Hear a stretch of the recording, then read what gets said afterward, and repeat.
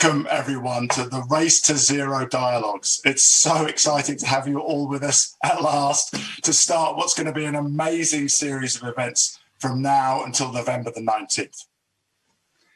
As many of you may know, these 2 weeks were supposed to be the time of COP26 in Glasgow, where governments were going to come together and continue with the crucial climate change negotiations.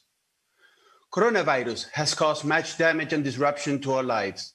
It has brought us face to face with long-standing system risks, from poorly funded healthcare systems to air pollution that causes underlying health problems, to deforestation that exposes us to new viruses.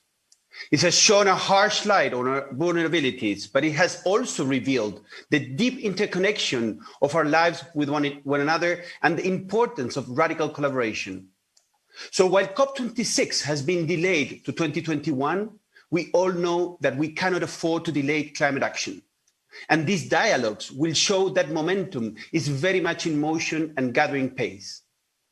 As we know, achieving the goals of the Paris Agreement requires us to undertake a major transition from where we are today to where we need to be by 2050. For this reason, it is vital that we have a clear map of the route ahead. Alongside with my fellow champion Nigel Topping, I am really proud today to launch the Climate Action Pathways, which we feel chart this map. We want to pay enormous tribute to you and all the members of the Marrakech Partnership for Global Climate Action who have worked so hard to put them together in what can only be described as a genuine masterclass in radical collaboration. They set out a shared plan for arriving at the future destination we have collectively agreed upon, namely the creation of a climate resilient world based on achieving a 1.5-degree future.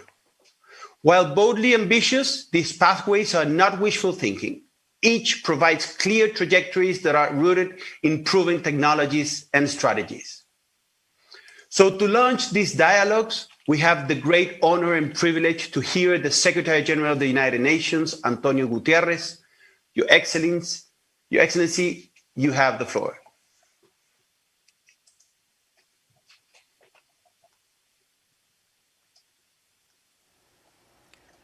Excellencies, ladies and gentlemen, I thank Gonzalo Munoz and Nigel Topping, the COP25 and COP26 high-level champions for global climate action, for convening these dialogues on the original date for COP26. The postponement highlights the disruption the COVID-19 pandemic has caused, and these dialogues highlight that climate action is more urgent than ever as we work to recover from the effects of the pandemic. Recently, we have heard encouraging announcements. The European Union, the United Kingdom, Japan, and the Republic of Korea, together with more than 110 other countries, have pledged carbon neutrality by 2050. China says it will do so before 2060. That means 50% of the world's GDP and half of global CO2 emissions are now covered by a net zero commitment. And the number of net zero commitments from companies has more than doubled in the past year to over 1,100. Yet, we are still far from where we need to be. Our goal is to limit temperature rise to 1.5 degrees Celsius above pre-industrial levels. Today, we are still headed towards 3 degrees at least. We need your ambition and action. I urge you and the members of the different coalitions you are part of to promote, develop and implement credible decarbonization plans. Expand your coalitions and initiatives. Bring your supply chain and partners on board in time for the Climate Ambition Summit I am co-hosting on December 12th, the 5-year anniversary of the Paris Agreement. Disclose your climate-related financial risks. Prioritize investments that contribute to a low-carbon, sustainable, climate-resilient recovery. And join me in asking governments to choose the green recovery pathway. Ladies and gentlemen, I commend the many organizations that have come together here to organize more than 90 solutions-oriented events. This is the kind of collaboration we need to achieve a 1.5-degree resilient world. We are moving in the right direction, but we need greater speed. That means strong leadership from governments, businesses, cities and civil society around the world. We have the tools to decarbonize our systems and build resilient societies, but the window of opportunity is closing. All governments, cities, financial institutions and private businesses must establish their transition plans for net zero emissions by 2050. We need everyone to commit to carbon neutrality by 2050 and to take climate action that will benefit people and the planet. I wish you a productive meeting and I thank you. Thank you, Secretary General, for your leadership and support to help us build a climate-resilient world. The Race to Zero dialogues will contribute with concrete actions to the Climate Ambition Summit you are co-hosting for the 5th anniversary Paris Agreement. I have now the pleasure to introduce Minister and COP25 President Karina Schmidt. Minister Schmidt, you have the floor. Dear ministers, authorities and friends, it is a real pleasure to address you for the opening of the November 2020 Race to Zero Climate Ambition Alliance dialogues. Global warming is the most important challenge we face as a generation. Fighting it decisively is an ethical challenge and has been one of the focuses of our work. I would like to commend the high-level champions of UK and Chile, Nigel and Gonzalo, for leading this crucial global campaign aimed at mobilizing cities, regions, business and investors to commit to the same goal, achieving net zero emissions by 2050 at the latest. The Race to Zero campaign is part of the Climate Ambition Alliance launched by Chile at the UN Secretary General's Climate Action Summit last year to create the largest ever alliance committed to achieve carbon neutrality at 2050.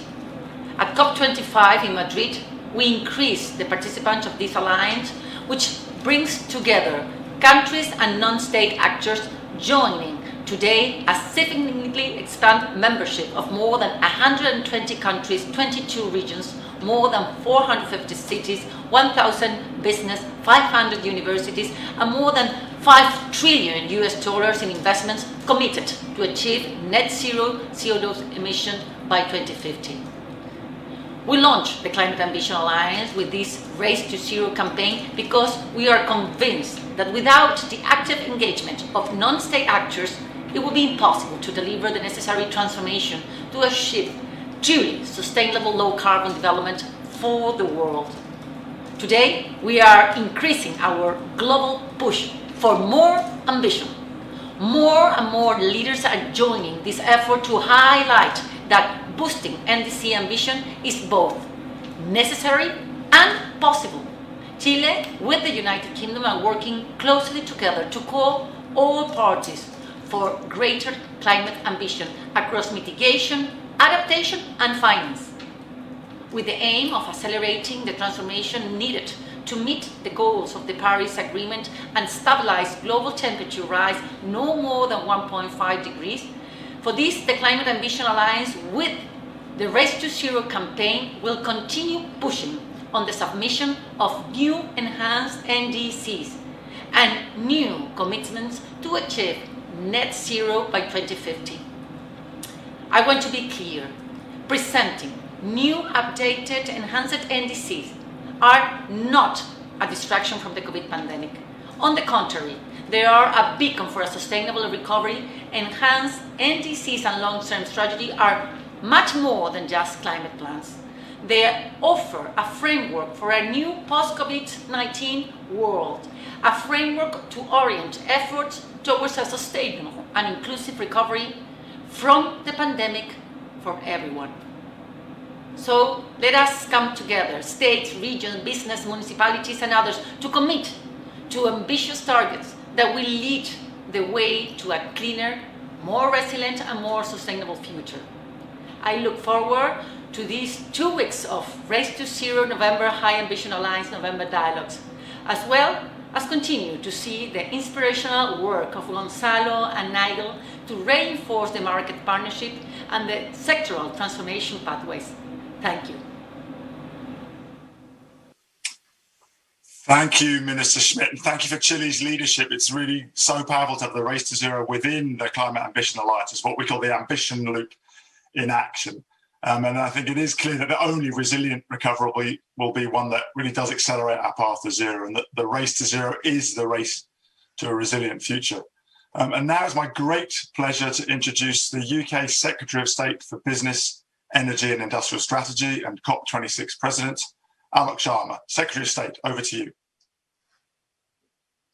China, Japan, and South Korea have all set new net zero targets, as have HSBC, PwC, Facebook, and also England's fantastic National Health Service.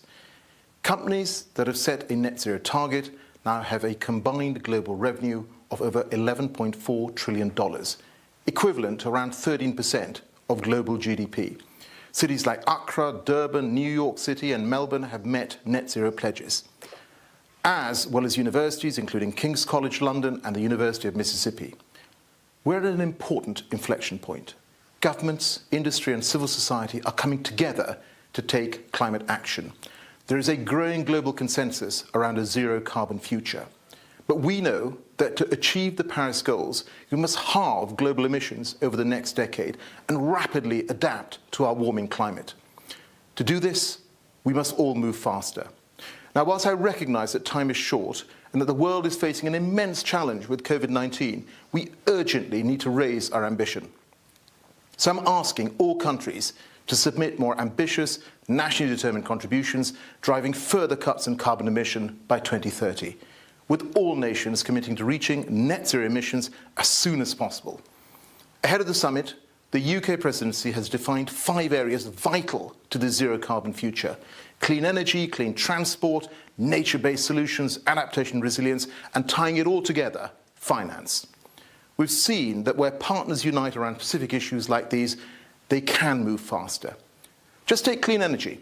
Globally, the cost of wind power has fallen by 49% and that of solar power by 85% since 2010. In large part, thanks to the countries, companies, cities and regions which have shifted investments, scaled up technologies and driven down costs. Over the next 10 days, I hope that these Race to Zero dialogues will spark new ideas, alliances, action, which will drive progress across our 5 areas. And it's great to see the dialogues include such a wide range of voices, from civil society organisations and young people to businesses and investors. If you haven't already, I would urge any companies, cities, regions and universities here today to join the Race to Zero coalition, the largest ever alliance of businesses and non-state actors committed to reaching net zero by 2050 at the latest.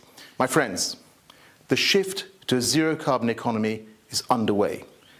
Only by continuing to come together can we build the zero carbon, climate resilient future that is essential for our people and our planet. Thank you. Thank you, Secretary of State. Crystal clear. The shift to zero is underway and we can get there much faster through radical collaboration if everyone commits. And for those countries who've not yet committed to bolder NDCs, I hope you're watching, because this is going to be a fortnight of inspirational dialogues which will give you the confidence to ratchet your own ambition loop and set a bolder target for 2030. Now it's an honour to introduce the Minister of Environment of Italy and the host of pre-COP, Minister Sergio Costa. Your Excellency, you have the floor. I am very pleased to speak at the opening session of the Race to Zero dialogues. Climate has emerged as a mobilizing factor for citizens across the world. The Fridays for Future movement has exploded simultaneously in hundreds of diverse and distant cities. Globalization has favored the spread of a sense of concern and urgency for climate and environmental protection. Innovative ideas are increasingly coming up from the civil society and economic and scientific actors. It is up to us governments to create a framework in which to encourage green investments in order to bring certainty to the market and implement scientific and technical knowledge at all levels of decision making. In Italy, we have developed a broad awareness campaign on climate change, including at the local government and private sector levels. This includes encouraging greater transparency in the disclosure of environmental and emission data. Acting promptly, listening to science, cooperating by strengthening multilateralism, making all stakeholders accountable. These, as I will also point out in my speech at the dedicated Climate and Health Dialogue, organised as part of Race to Zero, are the very elements that will help us overcome both the pandemic and the climate and environmental crisis. The 2 crises have shown us that the Earth, from our own cities to neighbouring countries and beyond until the remotest island nation, is our common home. If one of its rooms is on fire, our whole house is. This is true now more than ever. Developing a holistic approach and overcoming silo thinking is another important cornerstone on which to build our action. Challenges and solutions are closely connected. Climate change impacts biodiversity loss, which in turn causes desertification, soil and ocean degradation. Conversely, the restoration of ecosystems and seas, the recovery of biodiversity and the reforestation are key elements in tackling climate change. If we are truly concerned for the future of the Earth, we must aim at involving the younger generations, in line with the principles of inclusiveness and intergenerational equity enshrined, among others, in the Paris Agreements. E di giustizia intergenerazionale sanciti anche dall'Accordo di Parigi. This is why Italy, in partnership with the UK for next year's COP26, will host a youth event linked to the pre-COP, to be held in Milan from the 28th to the 30th of September. For the first time in COP history, this event will see 400 young men and women gather from all countries parties to the Climate Convention to discuss with negotiators and ministers and have their say on the negotiations. Young people are an invaluable reservoir of positive and constructive energy which must not remain on the ground. Rather, it must emerge and contribute to dialogue to help raise ambition and master this challenge. Dilagare per innalzare l'ambizione e vincere questa sfida. Thank you, Minister Costa, for highlighting the importance of tackling both crises together in a holistic approach to build back better. We absolutely look forward to collaborating closely with you and the youth community in the lead up to pre-COP. Now it's a great pleasure to pass the floor to the UN Climate Change Executive Secretary, Patricia Espinosa. Patricia, you have the floor. I'm pleased to join my distinguished colleagues in helping launch these important Race to Zero dialogues. The climate change clock is ticking. It's telling us that the time to zero emissions, our goal for 2050, is not that far away. It's telling us our time for raising climate ambition is now, not someday in the future. And yet, we are still not on track to achieve the Paris Agreement's goal of stabilizing global average temperature rise at 1.5 degrees. In fact, according to the latest UN estimates, we are on track to more than double that number. We must act before the window of opportunity closes, and it is likely to close soon.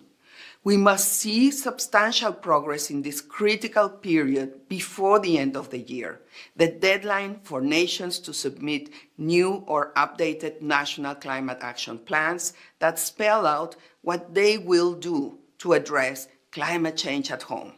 However, we also need to see nations fulfill their other unfinished work under the Paris Agreement. Nations had uncompleted tasks after COP25, and we are asking them to tackle those before COP26.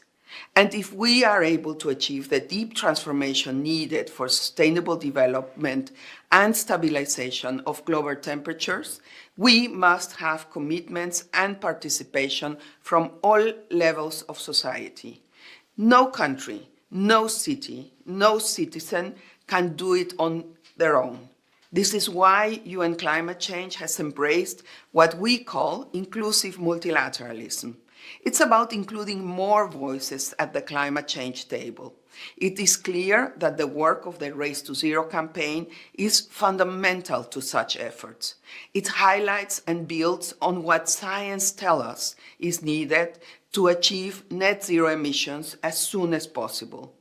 As Race to Zero participants set interim targets for 2025 and 2030, they are creating innovative and necessary pathways to a resilient, healthy, and sustainable future. I also firmly believe the campaign and these dialogues are absolutely essential to creating the necessary momentum leading to a successful COP26. And while there is no doubt that our race to achieve zero emissions is a formidable challenge, these dialogues show that together we can work towards achieving the goals of the Paris Agreement and unleashing its full potential. We must. Our future depends on it. Thank you. Thank you so much, Executive Secretary, for your determination and for expressing the sense of urgency. As you said, time for climate ambition is now. And you, as other leaders, have also highlighted that the window of opportunity is closing very soon. So the Race to Zero dialogues will showcase some of the non-state actors that are working to solve the crisis while the window is still open. Through, as you said, inclusive multilateralism and scientific evidence, we expect to help unleash the full potential of the Paris Agreement, as you mentioned. So please, Nigel, you have the floor to explain how we plan to provide this support. Thank you, Gonzalo.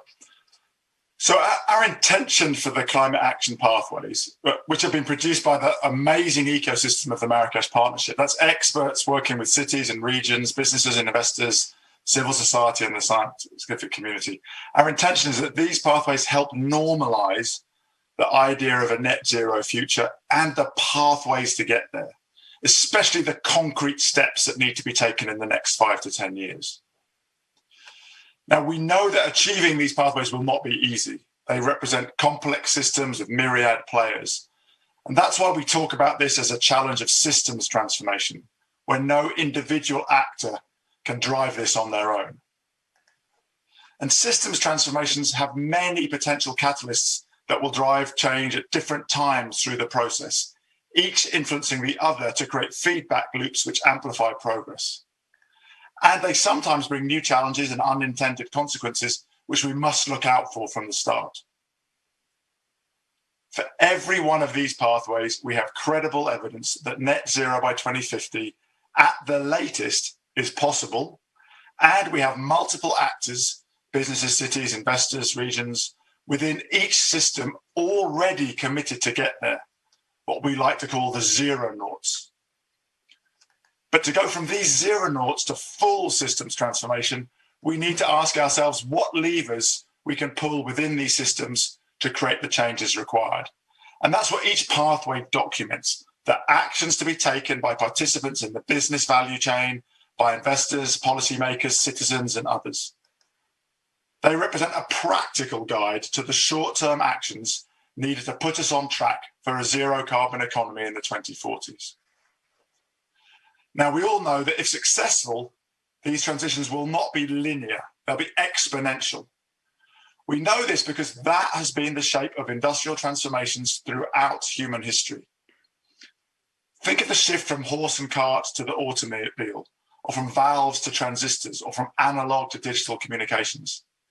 These historic transitions have always occurred as a consequence of disruptive, non-linear change, made up of a whole system of interlocking changes in technology, markets, policy, and citizen choices.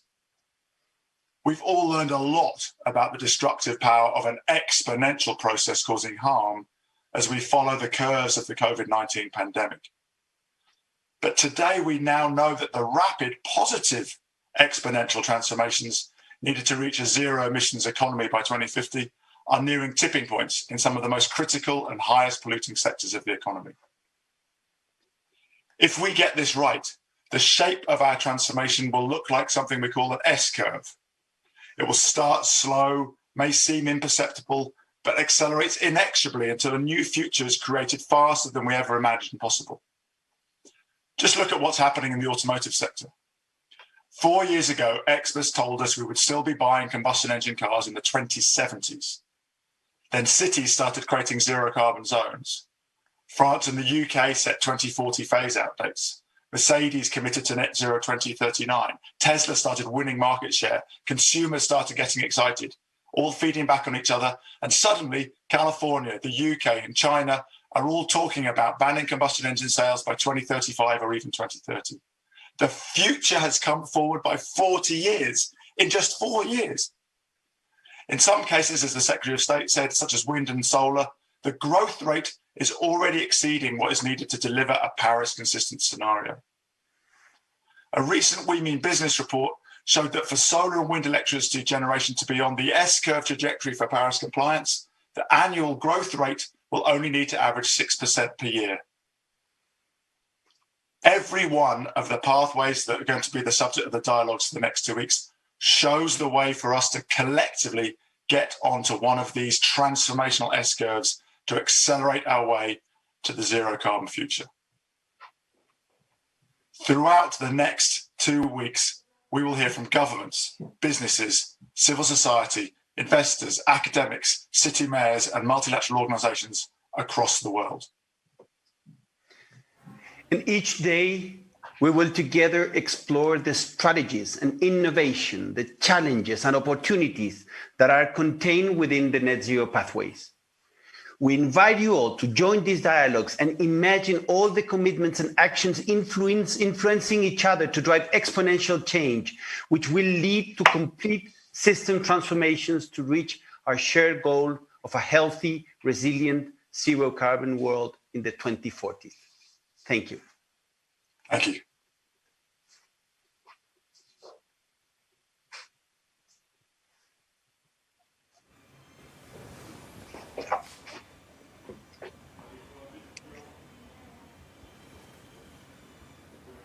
Will you tell us when we're going to go? On est prêt maintenant? On est live? Okay, thank you so much, Nigel and Gonzalo, for really laying the stage for systems transformation. I'd like to thank the countries of Chile, of the UK, and also of Italy for their opening remarks and getting us on the pathway to Race to Zero. My name is Sandrine Dixon de Cleve, and I am the co-president of the Club of Rome. I'm here in Brussels with Johan Rockström. Professor Johan Rockström, if any of you don't know, is actually our climate rock star, the head of the Potsdam Institute. And Johan and myself will lead you through today as we move through what actually does systems transformation look like. Why is it so important that we ask the question, when we go through the emergency of the convergence of the tipping points that have been laid before us of climate change, biodiversity loss, and health, how do we bring people on that journey? How do we ensure that we create the feedback loops not only between sectors, but also between the finance system, the economic system, the political system, within the planetary boundaries? What we're looking at this morning is to set the stage for some very exciting dialogues with all of the non-state actors to feed back into individual states to enable them to have ambitious NDCs. Johan, clearly we are faced with COVID. You and I are here with our masks. We're not wearing them right now. How do you see this convergence of tipping points as being the moment when we can really prove that systems transformation is fundamental? I think it's clear already from this introduction. I mean, Secretary Antonio Guterres made it very clear, and it's absolutely unequivocally clear from science today, that we don't have one crisis, the health crisis. We don't have an isolated climate crisis. We don't have an isolated ecosystem crisis. We, in fact, have interlocked system challenges at the planetary scale today, and that we today are forced to communicate to the world that we have scientific justification for considering declaring a state of planetary emergency because of these intertwined crises, that the COVID-19 crisis is a zoonosis with viral spillover from human unsustainable exploitation of ecosystems, and that global warming amplifies and accelerates not only health risks, but also the risks of future instability in societies. And therefore, that this is the moment to recognize that it's a system change required. And we all kicked off this super year 2020 that crashed down with COVID-19 with the worst ever recorded fire in Australia in the early 2020. And we've ended it with the phenomenal floods and droughts and forest fires and heat wave right across this year, when we in 2020 have reached 1.2 degrees Celsius warming, the warmest temperature on Earth since we left the last ice age. We see already at this point how the planet is sending invoices back to the economy at 1.2 degrees Celsius warming. Now, as if that is not enough, we scientists are, of course, incredibly concerned about these climate impacts, but what really worries us is that we may be pushing unstoppable buttons if we cross tipping points.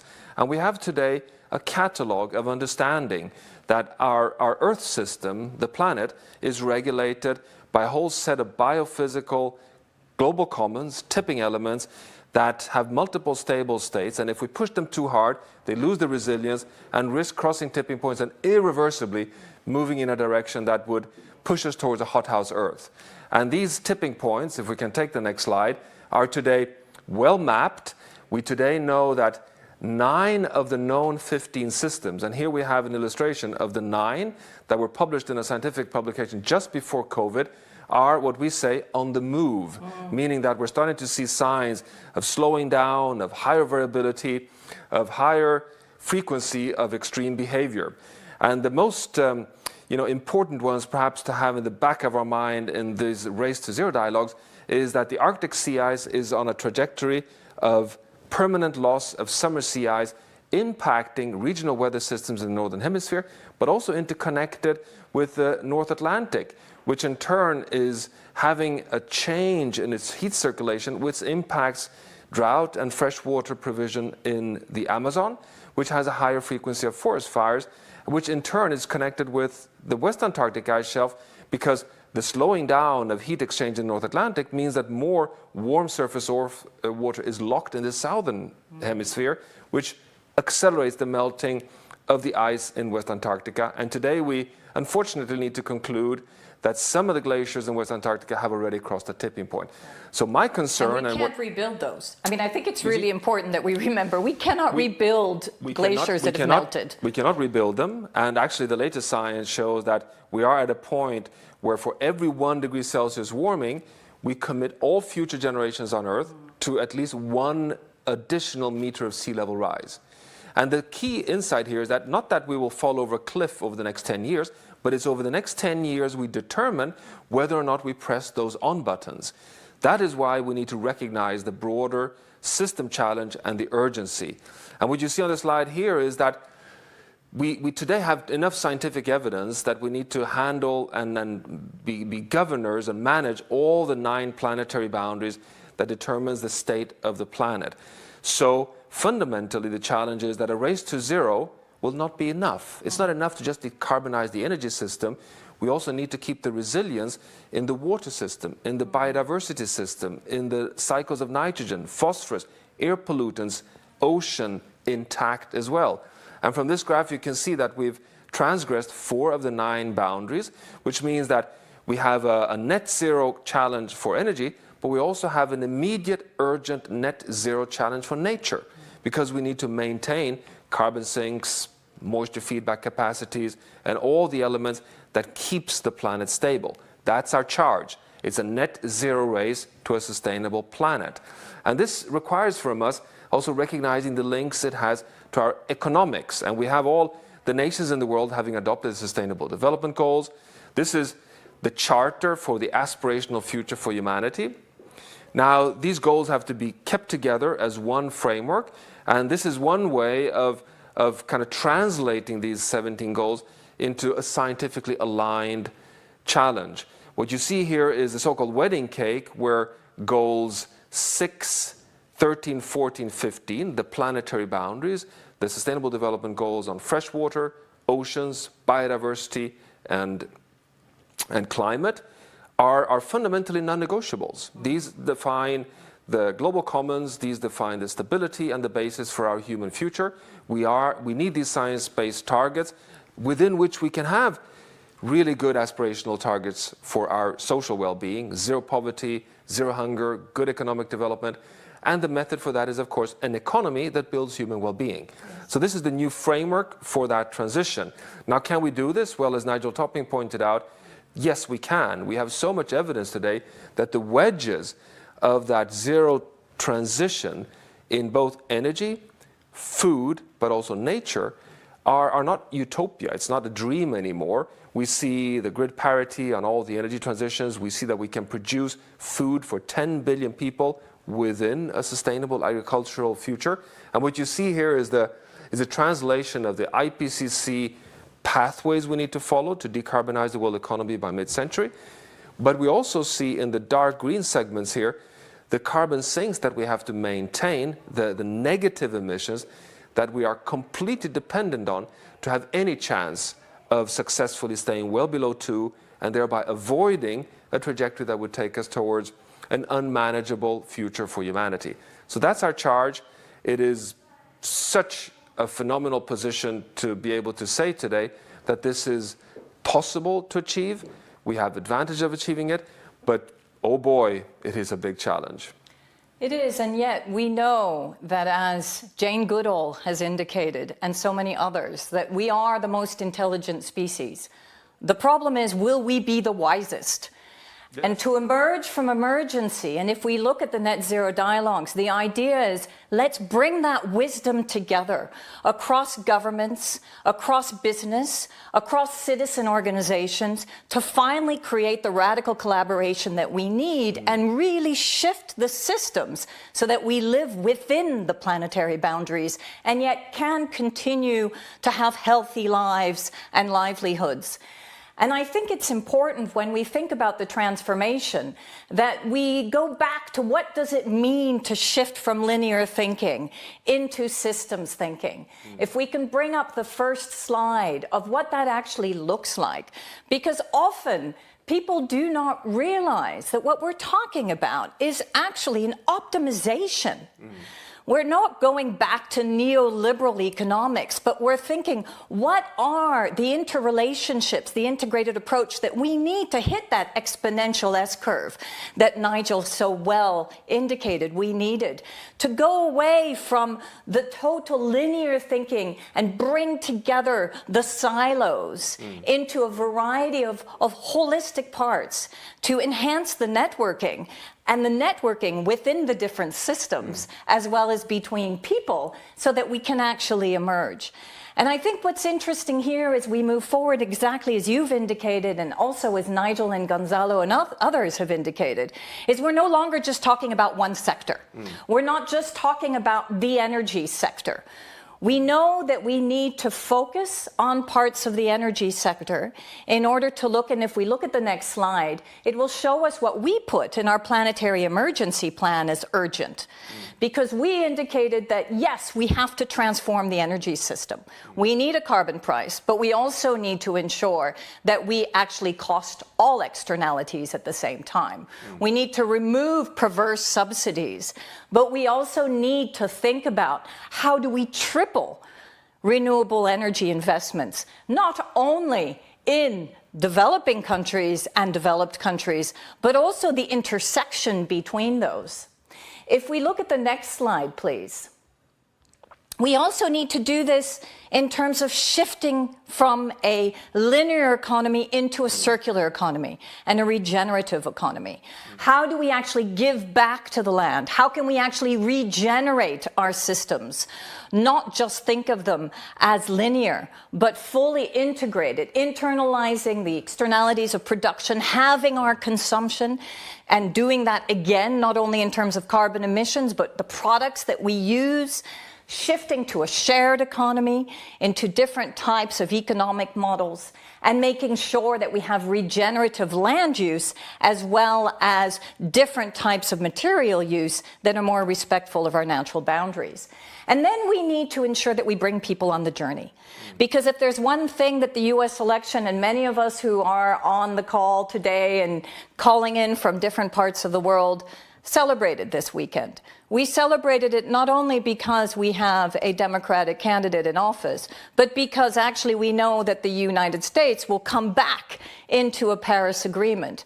And that actually we need to figure out, though, how we bring people on the journey. The just transition, which is the fair and equitable economy that we can create for people, is absolutely fundamental as we move forward. Otherwise, we will disenfranchise people from this very important journey. We need to support local farmers. We need to support local foresters, bring in indigenous people and indigenous rights, but also keep them as the stewards of our land. And then we need to ensure that we tax the right things. Shift from labor taxation into product taxation, and bring in the right clear funding, the just transition funds, the recovery funds that enable us to do that. So as we move into the total systems thinking around a new economy, we need to very much think about what those pressure points are. You've shown us the planetary pressure points. Now what I want to look at is the social tipping points. The mass movements, the people in the streets, the youth alongside the Black Lives Matter movement, the political progress that we see, declarations now from the EU clearly, but also the United States coming back, and also China indicating that by 2060 we will be seeing net zero. So all of a sudden we have the G3, but also G4 with Japan joining. The market forces, we know that the IEA, and Nigel and Gonzalo indicated the same, has now demonstrated that it is cheaper to invest in renewable energy, that we are getting a full penetration. 50% of our renewable energy is now actually on the market and growing, that it makes complete sense to shift away from fossil energy. And then finally, and most importantly, the fact that we're having these technical advances, the technology innovation, the way in which people are actually hopefully going to be at the center of the technology shift. Because it's not just a technocratic conversation. It's how do we actually create and innovate for people, planet, and prosperity at the same time. So I'm very pleased now that we are thinking about these new scenarios, that transformational change is before us, but this is the moment of truth. And I think we will be moving into a discussion with Kate Rayworth, who as a member of the Club of Rome, an institution that has been around for 50 years, will bring to us donut economics, very much discussing how we can fit within those planetary boundaries and looking at the shift in the transformational change that we need, very much applied already in cities. So Kate, I know that you're with us, calling in from the UK. Welcome, it's such a pleasure to have you. Lead us through the donut economics plan and what exactly you are doing right now, which is so exciting through your hubs. Thanks, Sandrine, and hi, Johan. It's great to join you and everybody in this conversation. So I can't resist a conversation about systems transformation. And I believe we are indeed transforming a system right now.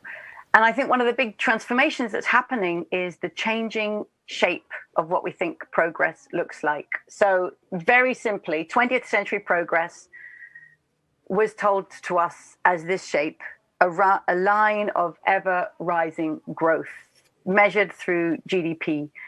And no matter how rich a nation has already become, its success apparently lied in increasing it even further. So this idea of never-ending growth. Now, growth is a wonderful, healthy phase of life. It's why we love to see our children grow, why we love to see plants grow. But we all know that in living systems, nothing grows forever. Things grow and then they grow up. And I think we are growing up beyond this, the infantile phase of thinking that growth forever is success. We are growing up to realize actually that the shape of progress has changed, and it's changed to look much more like this, about thriving in balance. And I want to say that it's thanks to the work of the Earth system scientists led by Johan and by Will Stephan and many others who identified these 9 planetary boundaries only a decade ago. I mean, it's phenomenal. This science is so young. This understanding that we depend upon Earth's life-supporting systems is so young, and yet it changes everything. Because now we know that human well-being lies not in pursuing endless growth of a financial number. It lies in ensuring that no one falls short on the essentials of life. No one is without food, water, healthcare, education, housing. These have been agreed by the world's governments in the Sustainable Development Goals. Every person has a claim to the essentials of life. And we must do that within the life-supporting systems of our planet. Now, thanks to Earth system science, we can't go back. We can't look back. We can't unknow what we know, that we must stay within planetary boundaries. And that changes the shape of everything. We need to thrive in balance. And if I do it with my hands, this sense of thriving in balance, it feels like this. It's completely different to that endless growth curve. And of course, this is more like a heartbeat. And here, I think, is our great metaphorical opportunity, because humanity understands by metaphors The world is too big, too complex for us to comprehend it all at once. We turn to familiarity. And the greatest metaphor that we have at hand is now to realize that well-being of our bodies depends upon balance. We all know we need food, but not too much. We need oxygen, not too much. We need temperature, but not too much. Exercise. We need water, not too much. Our bodies lie in balance, and that is what keeps our hearts beating. And if we can take that deep knowledge of bodily health being balanced and take it from the human body to the planetary body, to me, this is our greatest opportunity for intuitively knowing what 21st century prosperity and well-being looks like. And that change of the shape of progress, it changes everything. I know this conversation is about a race to zero, but let's remember that zero is actually a passing point on the way to health. We don't want zero, we want generative, regenerative designs of our communities and our living systems. And when we pass zero, we know we're significantly going there, but let's keep that regenerative vision in our heads. Now, in terms of those social tipping points, and in terms of systems thinking, there's one systems thinker who I can't allow not to be present in the conversation because she's the mother of all systems thinking. And of course, she is the thinker whose work founded the Club of Rome. So I'm going to bring Donella Meadows in right here. I want to read what she wrote about paradigm change. She says, people who have managed to intervene in systems at the level of a paradigm have hit a leverage point that totally transforms systems. There's nothing physical or expensive or even slow in the process of paradigm change. In a single individual, it can happen in a millisecond. All it takes is a click in the mind, a falling of the scales from the eyes, a new way of seeing. So how do you change paradigms? You keep pointing at the anomalies and the failures of the old paradigm. You keep speaking and acting loudly and with assurance from the new one. You insert people with the new paradigm in places of public visibility and power. You don't waste time with reactionaries. Rather, you work with the active change agents and with the vast middle ground of people who are open-minded. Thank you, Donella Meadows. Her words are timeless. So let's work with the vast middle ground of people who are open-minded, who understand that bodily health lies in balance, and it just makes sense that planetary health and the transformation we need means coming into balance. With the donut, which I first drew totally based on Johan and others' work on planetary boundaries, I first drew it in 2012. It had far more traction than I could have imagined because people are hungry for a new paradigm that makes sense. And I published the book Donut Economics in 2017, and I spent 2 years going around giving talks and talks and talks and talks. And then I thought, okay, who actually wants to do it? Where are the active change agents making this happen? And they are teachers already teaching it in classrooms. They are businesses putting it at the heart of their social mission, their governments and their cities. And I just want to talk briefly about what's happening in cities, because these are places we know that are often pioneering change. So we've been working very closely with the city of Amsterdam, who said, we want to do the donut here. We created a downscaled donut for the city of Amsterdam.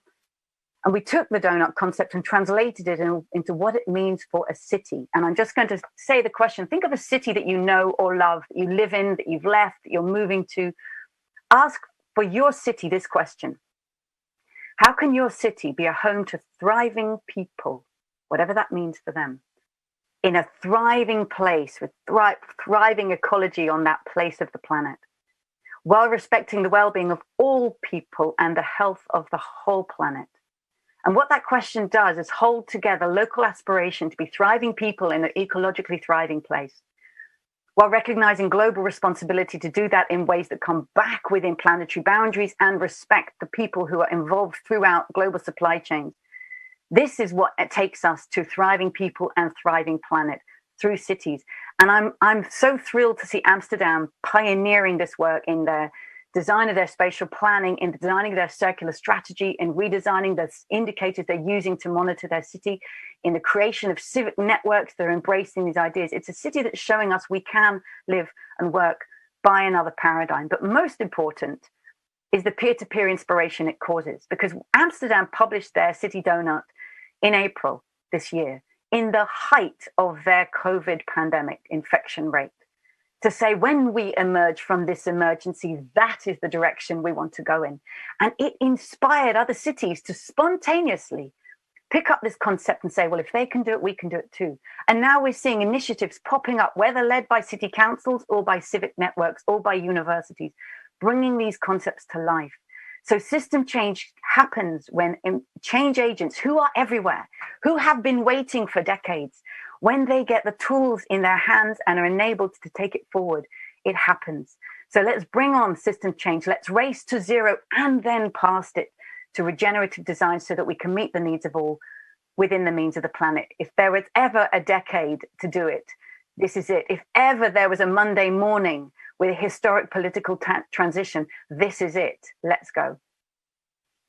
I could not agree with you more. Thank you so much for the way in which you've brought us through systems change, but you've also given us a compass, the donut, as to how that can be applied in practice.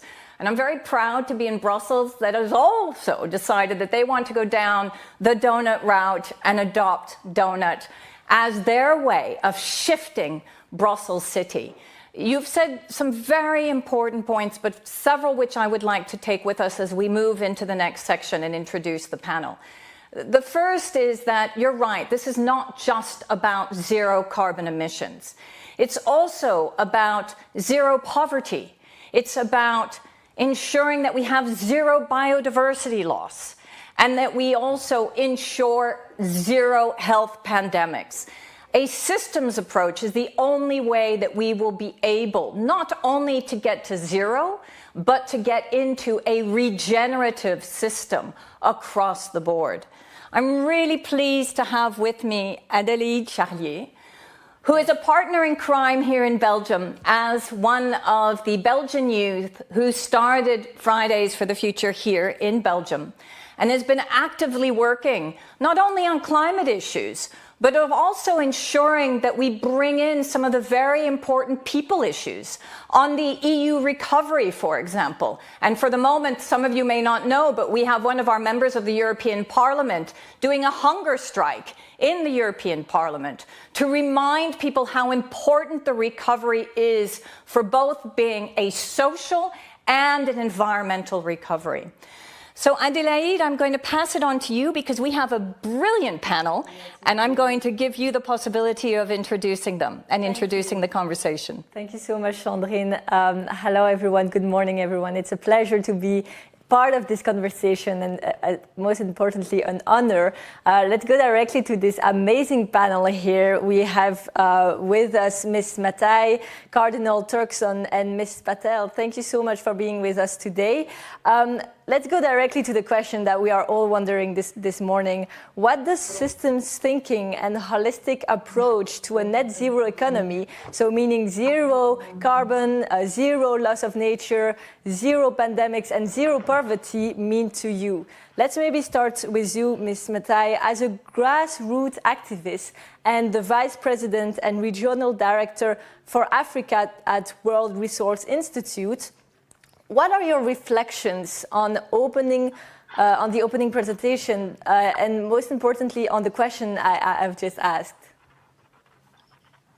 Thank you, Adélaïde, and thank you all for this opportunity to be here. It's delightful. I have to say that nothing could be more appropriate than thinking about systems transformation, and we heard that beautifully laid out by Kate, because as we know, quite frankly, everything is connected, especially now as we look at the post-COVID prospects when we get there. Our appreciation now and consideration for the linkages between nature, biodiversity, human health, food security, and prosperity could not be more clear and actually more important. I've been struck by the fact that in this short year, the context of the work we do and the task ahead has become clearer and more urgent, but it has not become any easier. And we cannot say that climate change is in the horizon anymore. It's clear, it's present, and those impacts are being passed on to generations as we delay our action.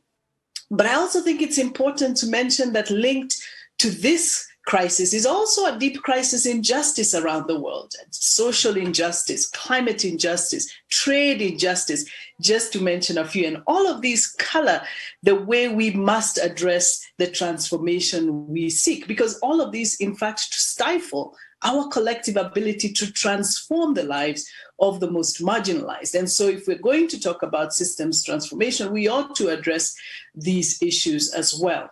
The road to zero, as has been said so well, is not only about zero emissions. In fact, for many of us, it is about zero poverty, zero vulnerability, and no way can we get there except through a systems approach. I want to look at just a few of the metrics that make systems approach so important, particularly for the African continent, where I'm from. We have unacceptable levels of poverty today, and because of COVID, it is expected that for the very first time in 22 years, we'll see our levels of poverty go up. We have some of the most sluggish agricultural productivity.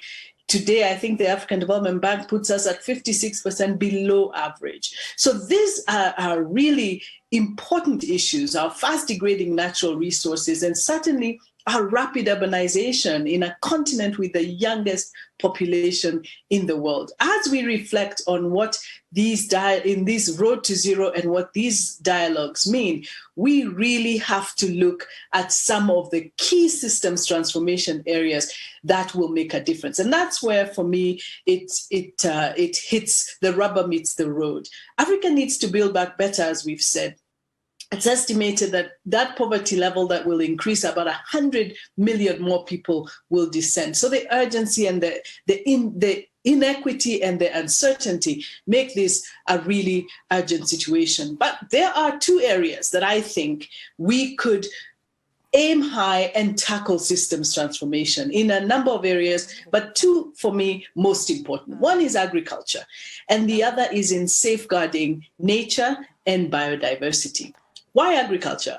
For Africa, agriculture represents 25% of our GDP. We're talking about the youngest population in the world, and that we must deliver economic opportunity and jobs to this demographic. 70% of Africa's labor force is in the agricultural sector, and most of them are women. So transforming Africa's food systems present some of the most promising opportunities for real transformation. And I think there lies some of the greatest opportunities to see multiple gains. And that's what systems transformation would mean to me. But it would require significant amounts of political commitment, addressing issues like non-trade barriers, which we know hold the sector back. Just to mention another area that I believe can be transformed significantly is in nature. The way nature, the twin crises of climate and COVID have made this even more urgent, and that we have to address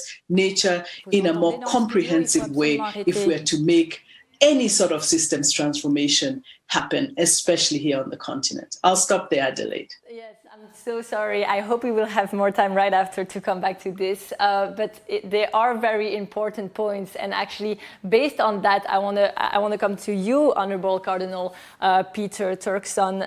You are the prefect of the Dicastery for the Promotion Integral Human Development. So how does a net zero economy fit in your vision of integral human development? Okay, thanks for the invitation. Thanks to all of you, the organizers of this event.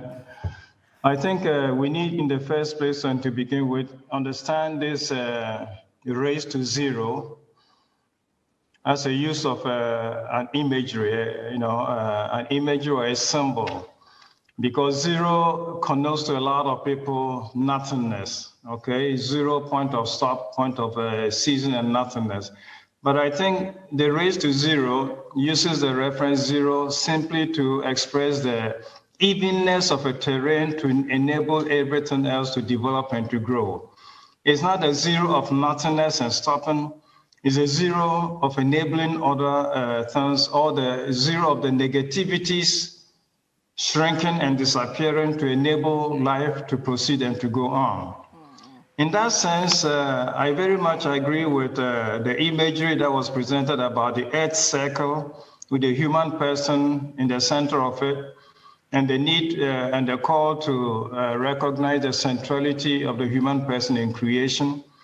I also agree with the observation made about the interrelatedness of everything that exists.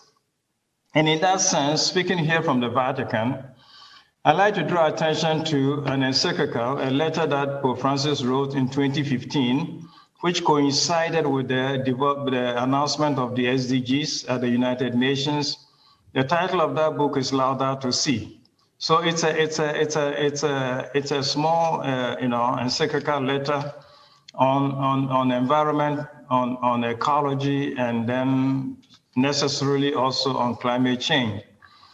In that small booklet, we can identify certain crucial issues and themes which have to do with the change or systemic change. We're calling for a new sense of solidarity or multilateralism. We're calling for political and social friendship among nations and among people. We're calling for a new sense of inclusiveness, inclusive growth, inclusive development, inclusive thinking. And we're calling ultimately for integral ecology. Integral ecology means that we need to recognize the interrelatedness of everything that exists, the human person with one another and with the earth, a planet on which we live. Now, calling for all of these enables us to formulate, as it were, a vision, if you want to call it a paradigm shift, which will enable us to bend the curves that you're talking about in two possible directions. With solidarity, multilateralism, with political and social friendship, which we cultivate and develop, with a new sense of inclusion, everybody belonging, participation, enabling people with whatever gifts and talents they have, and integral ecology that recognizes the interrelatedness of everything that exists. We are properly placed then to bend the curves. And we bend the curves either up or we can bend the curves down.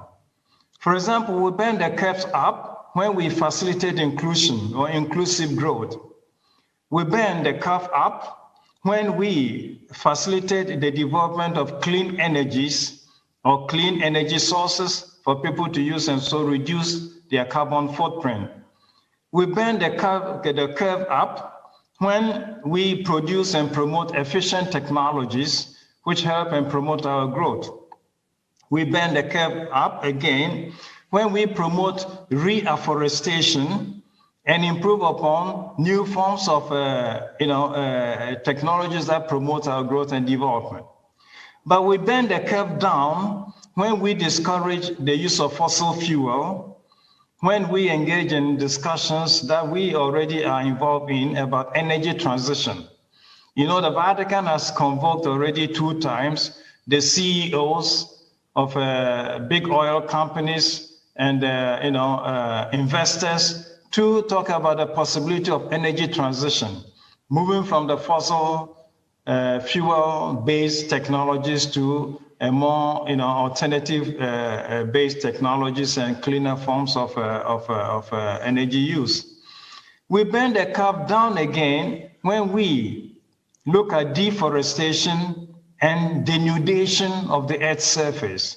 When we decrease deforestation and we decrease denudation, we also bend the curve down. We bend the curve down also when we modify our consumeristic tendencies and lifestyles to enable everybody to have access to the pie, to access to the common good. We bend the curve down, as already observed by the speaker just before me, when we also adopt systems that help us decrease poverty and increase growth of people. The areas in which you can do all of this, agriculture has been identified, but we can look at mining, and where mining exists, encourage miners to develop alternative technologies, alternative economic forms, so that when the mining ceases, the settlement would have a way of still carrying on and growing. And so, to sum up it all again, there are a series of measures that we need to take. solidarity, political friendship, social friendship, inclusiveness, integral ecology. This is to all of this come together to enable us to bend the curve up or bend it down. Bend it up for the type of things we aim at and we cherish and value. Bend the curve down for those things that we need to move away from, to create this even ground which we call zero, so that everything else and everybody else can begin to thrive successfully. Thank you. Thank you very much for this. And building on this, we're going to go to our next speaker. Sheila Petal, you are a commissioner on the Global Commission Adaptation. How does adaptation and resilience fit in all of this? But most importantly, how can we accelerate for resilience? How can we accelerate, the transformation for resilience towards the future shocks that we might have? So thank you, first of all, for inviting me in this illustrious event. Sandrine, you and your colleagues have been very supportive and very sympathetic to many of the things that we're doing. I'm a grassroots activist. I've worked in urban areas with slum dwellers my entire work life. And as part of the Shack Dwellers International, which works in over 350 cities in Asia, Africa, and Latin America, we represent the young, completely isolated, marginalized residents of cities who have faced the consequences of 2 centuries of terrible planning, and yet who demonstrate the most amazing generosity of spirit, resilience to survival in the most difficult situations, and a deep commitment to make everything around them work not only for themselves, but the hostile city which often evicts them. So as a commissioner at the Global Adaptation Commission, for me, first of all, it's a celebration that adaptation, which for me means the right of every single person, not just the elite, not just the researchers, the scientists, the politicians, global institutions, but ordinary people, people who have lived difficult lives intergenerationally, often as a result of bad planning and exclusion, now get the right to explore and celebrate their own emancipation from those terrible situations in a way that helps the planet. And you will be amazed to know how easily those connections are made. And it comes out of the terrible situation of poor people's resilience to survive, which we believe that if this collective commitment to the transformation of consumption, of trying to create equity and make life good for everybody, will be transformed into resilience that transforms the lives of millions of people, actually 1 billion people, not only urban slum dwellers, but people who are living in terrible conditions as First Nations or indigenous people, people who are in the informal sector, urban and rural. We're talking about agricultural workers, farmers, fisherfolk. You know, there are so many groups, and now they're all global institutions fighting locally and globally for recognition to participate in the transformation of their lives. So I come here with a message. There is a huge constituency of people who are already a champion of the kind of imagery that we are all championing right now. We need to open those doors. We need to stop treating them like beneficiaries and consumers of the development dreams that we have, and get them involved in that transformation. Today, whatever development assistance, however scarce it is presently not reaching most of these people. Why is it not reaching? Because what they need and what they want is not acceptable to the elite institutions who want to do good, but who haven't asked poor people what they need. And I think that if we are talking about COVID pushing all of us to do something different and something unusual, I think it is to change the architecture of how things are designed. You cannot give a cook stove that's good for one kind of cooking to a poor woman whose entire cuisine is based on another kind of fuel or heating. You have to work with her to transform what she needs. Same with energy, same with housing, same with wages. 2/3 of people who are working in the city today are informal, who contribute hugely. I've been talking to the two champions, and we are hoping that all the waste pickers in the world who are fighting with their municipalities to be part of that circular economy now get recognition and transform the way in which waste is treated here. So we're all knocking on your doors. Invite us in, or we'll break your doors. Very and good Cardinal, point. I just want to tell you that the head of our movement, Joaquin, who passed away a year ago, was invited by the Pope to have an assembly of the urban poor. And we really celebrate that relationship. So please pass that on, and we are all there also to work with you. And Kate, good for you. Thank you. Thank you very much.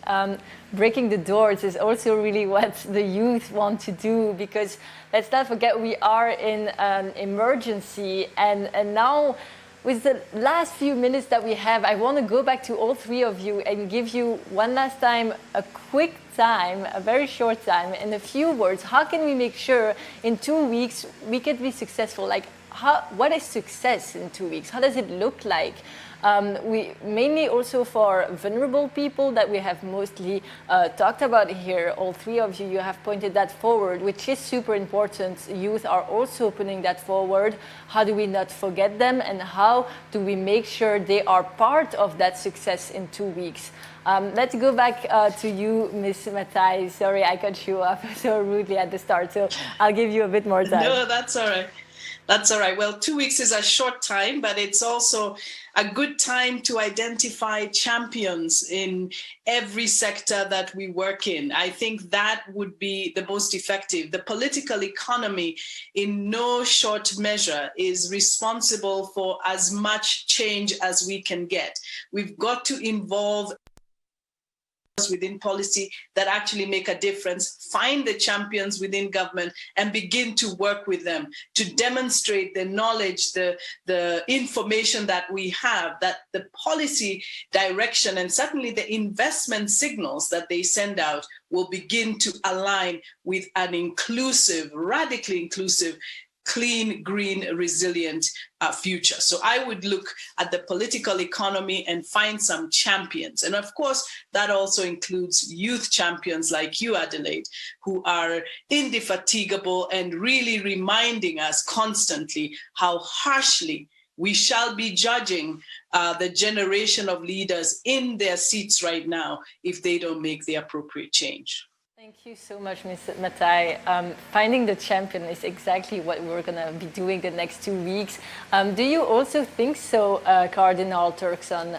How do you see the success in the next 2 weeks? I'd say that I'll come back to my sense about zero. It's a powerful imagery you adopted, but it can also be understood in a way you don't desire. Zero, I like to insist again, is not a point of nothingness, but it is a representation of the removal of obstacles to enable proper things to happen. If we're thinking about a new paradigm, it is the zero of removal of all obstacles to the construction and facility of a new paradigm. So how do we do that? Let us motivate people. And as the Pope suggests, we motivate people sometimes by educating them. Education in, for example, ecological citizenship is a very crucial part of this. Educating people in ecological citizenship enables them to see how they fit in this chain link of integral growth and development which surrounds us. So that would be my suggestion. The zero means let's remove obstacles, enable things to take their proper natural course. How do we do that? Let us embark on motivation through educating people in ecological citizenship. Thanks. Cardinal Turkson, thank you. Now, last but not least, Sheila Petal, in a few words, what is your definition of success for the next 2 weeks? Well, I have made a commitment that post GCA, but I can start tomorrow, is to get every single local and global movements of the disenfranchised. And all of us will make a commitment to do what works for our constituency and what works for the planet. And for me, there is no question. In fact, one of my biggest concerns is that the world is forgetting the children of the poor. There are already 4 generations of disenfranchisement. And we're working very hard to see how our youth in our neighborhoods who are disenfranchised now join the movement, Adelaide, that you're working on. So you come and work with us, and we'll give you heaps and heaps and heaps of young people who'll start doing the same kind of disruptions that you are doing, because we need disruptions. There aren't enough champions in different sectors that have the courage to make change happen. So let's all go and knock on doors. Exactly. We will work with you. We need new champions, and we will also find them in the youth. Thank you very much for your time. I'm so sad we didn't have more time to talk longer. I'm going to ask Kate, actually, to give her reflection as well. Kate, what does success look like for you? And as Adelaide indicated, how do we push more doors down? For me, success looks like hearing more voices from people like Sheila, Wanjira, and Cardinal Turkson, because I'm just so blown away by the power of what they're speaking of and the place they're coming from. I agree, Cardinal Turkson, zero. Life doesn't happen in zeros. Life is regenerative. So let's think of zero as the passing point that tells us we are on the way and we have moved into a new paradigm. Sheila, my favorite quote from the first Black Congresswoman to be elected to Congress in the US, she said, if they don't offer you a seat at the table, pull up a folding chair.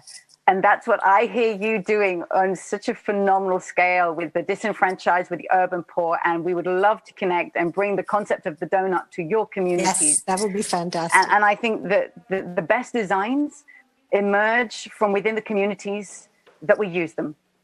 And that needs to happen. So we need to be designing ourselves solutions in our own cities, in our own communities, whether it's a cook stove or it's a new transport in the city.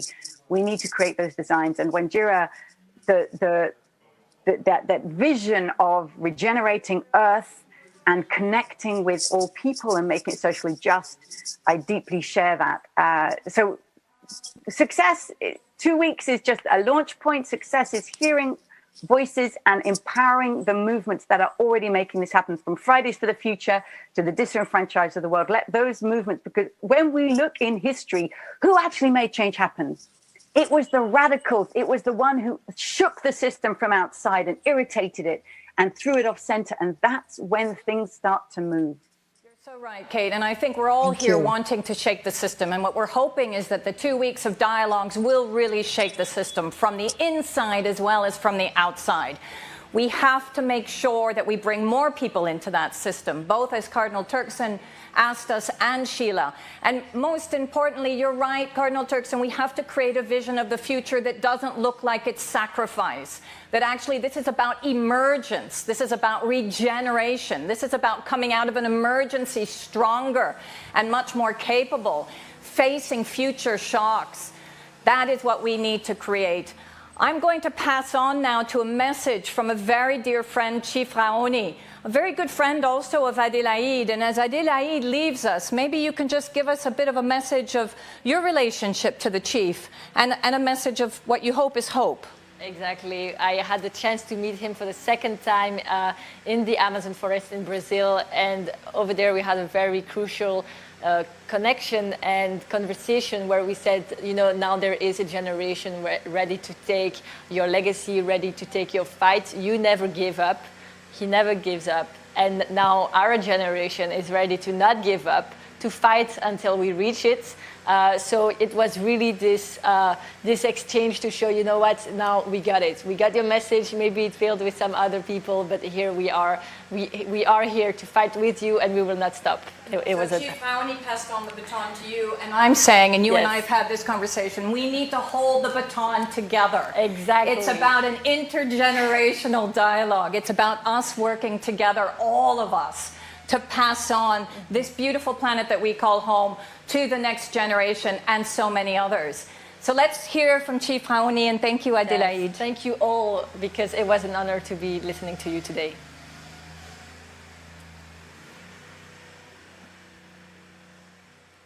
Parfait.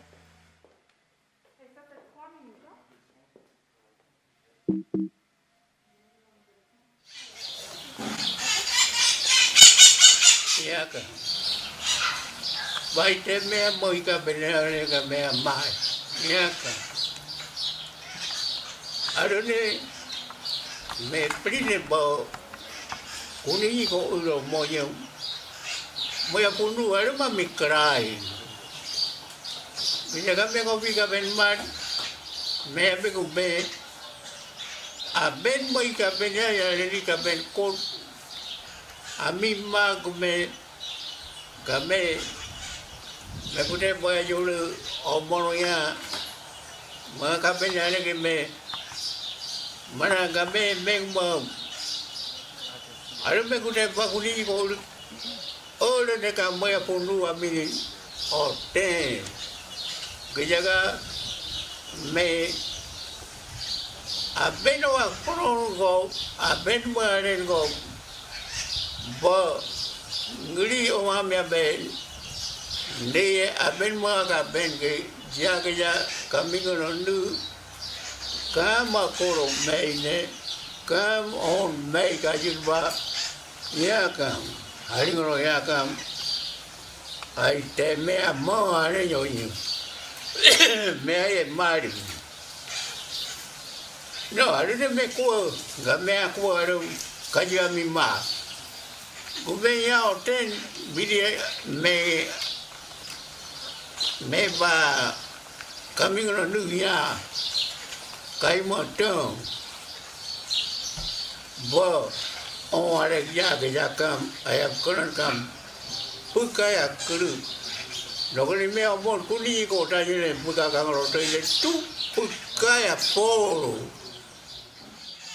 Jua kai moto ge baon jat pugaya kurugaya me ba ken mo le be ka mari me uru ka juru ba me amare iya bine ba ambaro ane na me amo ai te ane amu bo me ku ni otum no bo me ku ni otum ne aro ika benya oino re tanea.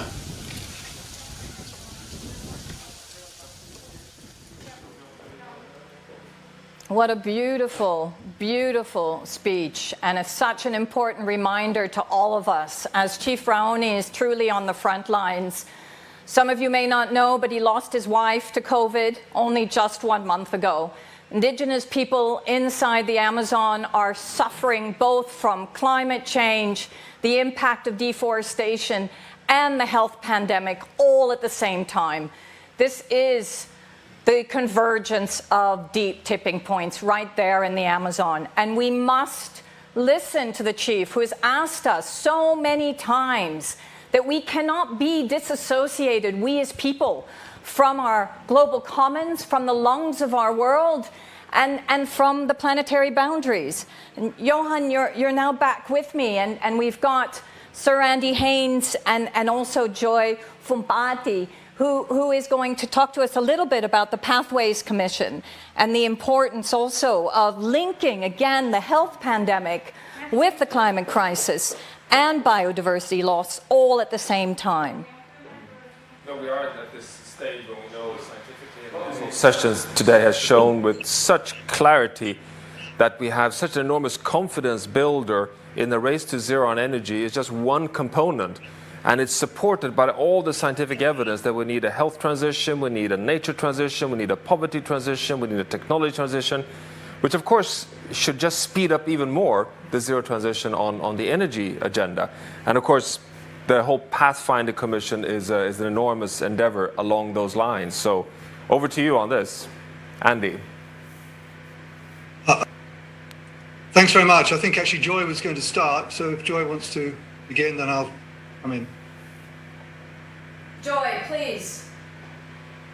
Thank you so much. We really appreciate this opportunity to share with you the extent to which we are fully engaged and with you.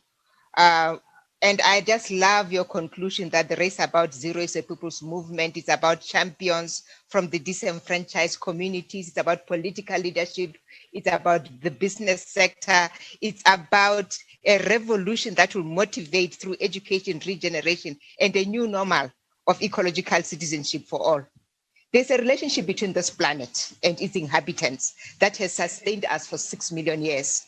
Even as we have used nature's resources to improve the way we live, we have relied on the predictability and relative safety of planetary systems to direct the natural resources, climate, and resultant weather patterns, and to design our lives along those lines. We can see that these systems are being changed and damaged by our own behavior. The first impact on humans of rapidly rising greenhouse emissions is on our health. There are growing major risks to health systems, broader public health efforts of today's population and future generations. And climate change is altering the geographic range and burden of a variety of climate-sensitive health outcomes. And if no additional positive actions are taken, then over the coming decades, substantial increases in deaths and ill health are expected, as we have heard this morning. At the same time, worker productivity, which has already been declining from extreme heat exposure, will decrease further, and exacerbated by the poor air quality, water pollution, undernutrition. Vulnerable populations and regions will be differentially affected as they are being now, and expected increases in poverty and diseases of poverty, as we are seeing now, even with the pandemic, which is turning into a disease of poverty because they are the most adversely affected. We believe that the race to zero emissions brings not only long-term benefits for health, but improves health in the near term as well, with reduced exposure to air pollution by replacing fossil fuels with renewable energy, healthy and more sustainable food systems, increasing active travel, that is walking and cycling instead of driving. It is this opportunity that the New Pathfinder Initiative and Lancet Commission will address by sharing the experiences of putting into practice policies, technologies, and actions to rapidly decarbonize the economy and improve health. I would like to hand over to Professor Andrew Hines to say a few words about the initiative and what we want to achieve. Thank you. Thank you very much, Joy, and it's a great honor and a pleasure. To be quick, I really apologize. Just because we are running out of time, we had some glitches, but please go ahead, and then we will be able to build on your thought leadership. Thanks very much. I'll be very, very brief. I really just want to emphasize that we cannot separate the health of people from the health of planet. Yeah. For far too long, we've seen health as a freestanding issue based on improved health care, which of course is important. But we also know that by undermining the natural systems of our planet, that we're also undermining human health. And we're seeing that very clearly now. So, of course, we have to adapt. We have to adapt to what we cannot prevent. But more importantly, we have to prevent what we cannot adapt to. And that's what we aim to help support through the Pathfinder Initiative and the Pathfinder Commission. So what we aim to do is to foster mutual learning.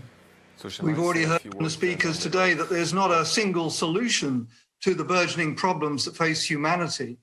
But what we can do is to share good practice, share experiences of successes and failures in the rapid decarbonisation and transformation of our societies, which we know has to take place.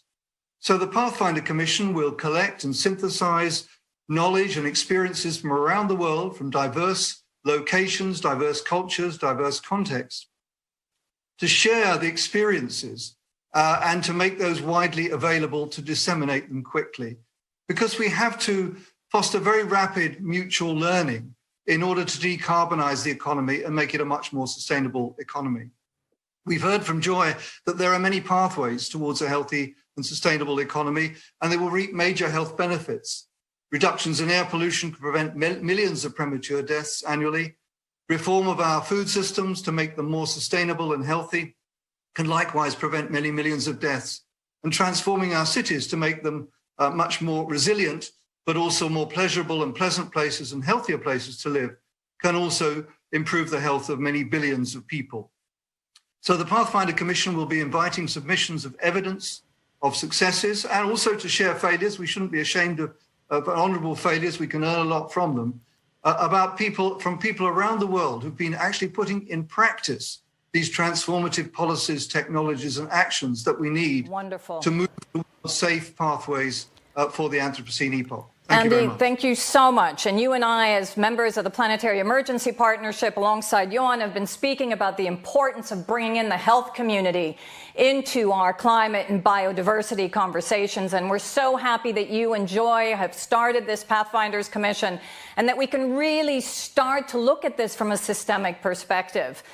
I'm going to ask Johan to build on that because we have a very exciting also launch today that we would like to share with you. And then we will have a closing message from Christiana Figueres, who many of you know is the queen of the Paris Agreement and also former Secretary General of the UNFCCC. Johan. Yes, this is not only, as we've discussed now, a race to zero over the next 30 years. There's also an exponential transformation of cutting emissions by half over this decisive decade for humanity's future on Earth. And it's about a transition away from our undermining of life support systems on Earth. This requires integrated, transformative thinking in terms of concrete pathways and policies and values and behavioral change, security, finance, development, poverty alleviation. And to inform this, we're launching today the Earth for All initiative, which is to gather the brain trust of Earth system science and economics research towards the 50-year update of the Limits to Growth report that was launched in 1972 to now be presented in the Stockholm Plus 50 or the 50-year anniversary of the Club of Rome in 2022 as a momentous science input to this decisive transformative decade that we're now in the midst of and really ranging up and ramping up our momentum towards. So we look forward to work together with Club of Rome and the Potsdam Institute and partners around the world to have this science-based inputs for this transformation during this decisive decade. And Johan, as you know, both we will be doing this as a modeling exercise, but also very much bringing forward scenarios to policymakers across the globe, working with top economists and economic thinkers from, again, north and south to ensure that we have tailor-made solutions for different types of economies. So it's incredibly exciting, and we will be closing these incredible dialogues on the 19th in the afternoon Central European time to launch our transformational economics panel with some of the thinking that we have, as well as with real leadership models from different governments who are shifting to new indicators to growth. I would like to then bring this to a close and allow our dear friend Christiana Figueres to have a few last words as we launch into a very exciting dialogues for the next 2 weeks, and then the World Health Organization will take over the reins for the rest of the day. It was a pleasure to have you here. Thank you for being with me. Wonderful. We come back in 2 weeks' time to kind of round this up, and let's see if we can really start talking of the social tipping point that we're looking for. Absolutely. And great success for all of the incredible sessions that we will be seeing over the next 2 weeks. Christiana, over to you. Hello, friends. Thanks for joining us here on the Race to Zero Dialogues. Before we look forward, let us cast a quick glance back to 2014 and 15 in the run-up to the Paris Agreement. Many of you will remember that you actively participated in creating a groundswell of support from public and private stakeholders for a science-based, globally agreed plan of action that was both fair and ambitious. It was precisely that groundswell that gave the comfort to national governments to move ahead to adopt the Paris Agreement. Now, fast forward to 2020, in the run-up to COP26. Here we are in a similar situation, except now it is not about building and designing that plan of action. Now it is about implementing that plan of action in a manner that is both positive for the economy and protective of natural systems. That is the race to zero.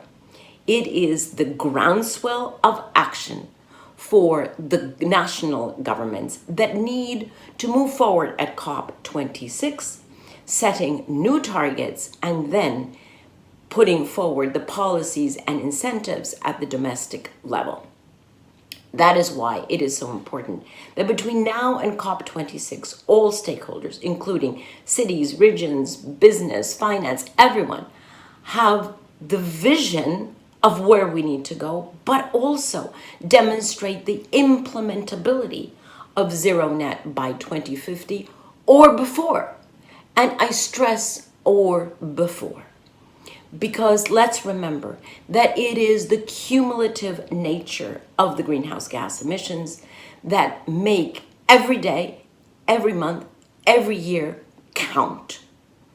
And they count in our favor if emissions decrease. They count to our detriment if emissions continue to increase.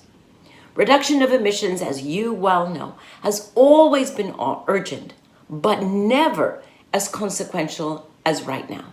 Because, as we know, we have entered into the decisive decade, the most consequential decade in the history of humankind, without an exaggeration.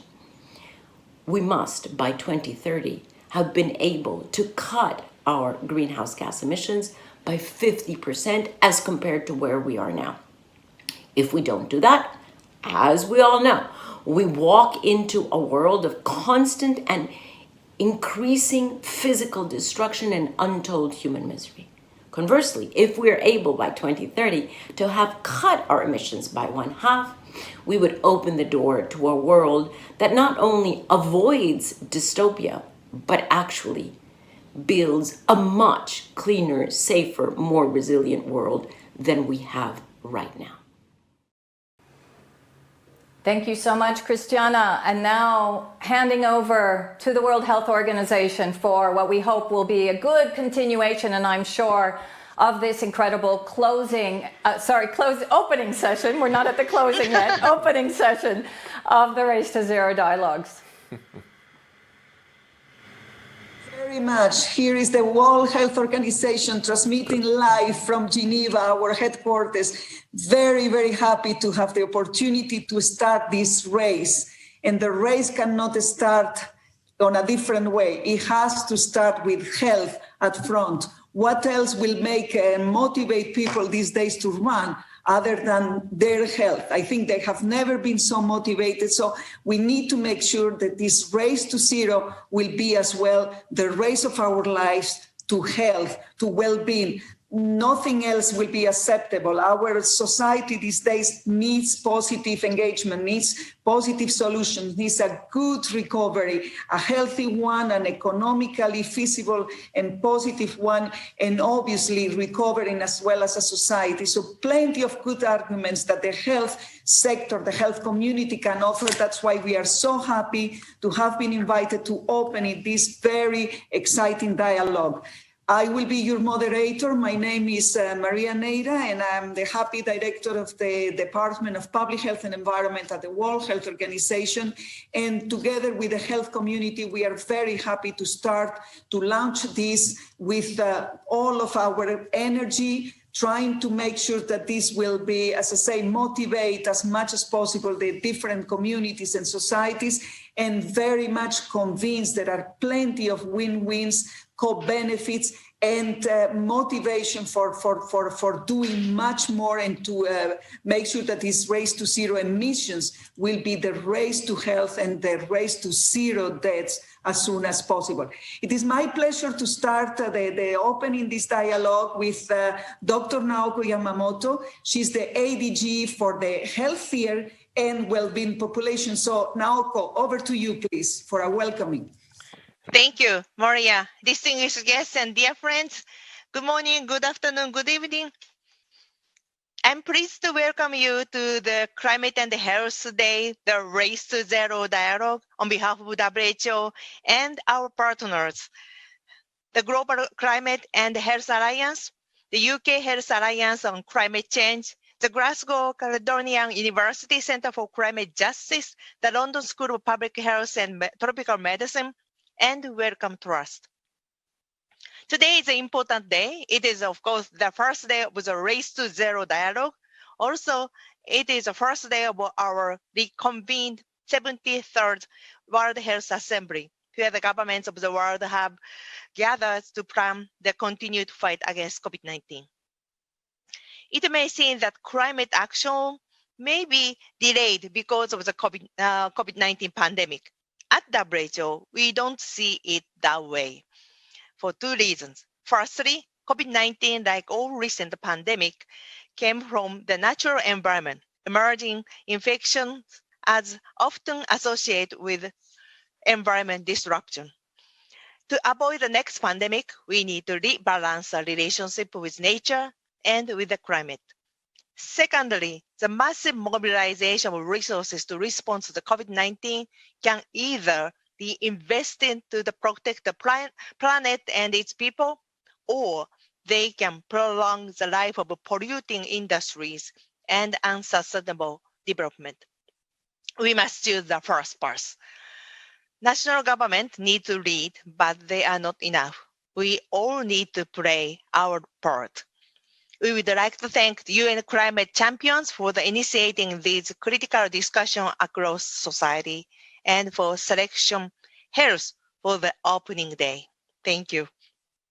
The response to the COVID-19 has shown that society has made and will make the enormous efforts to protect health.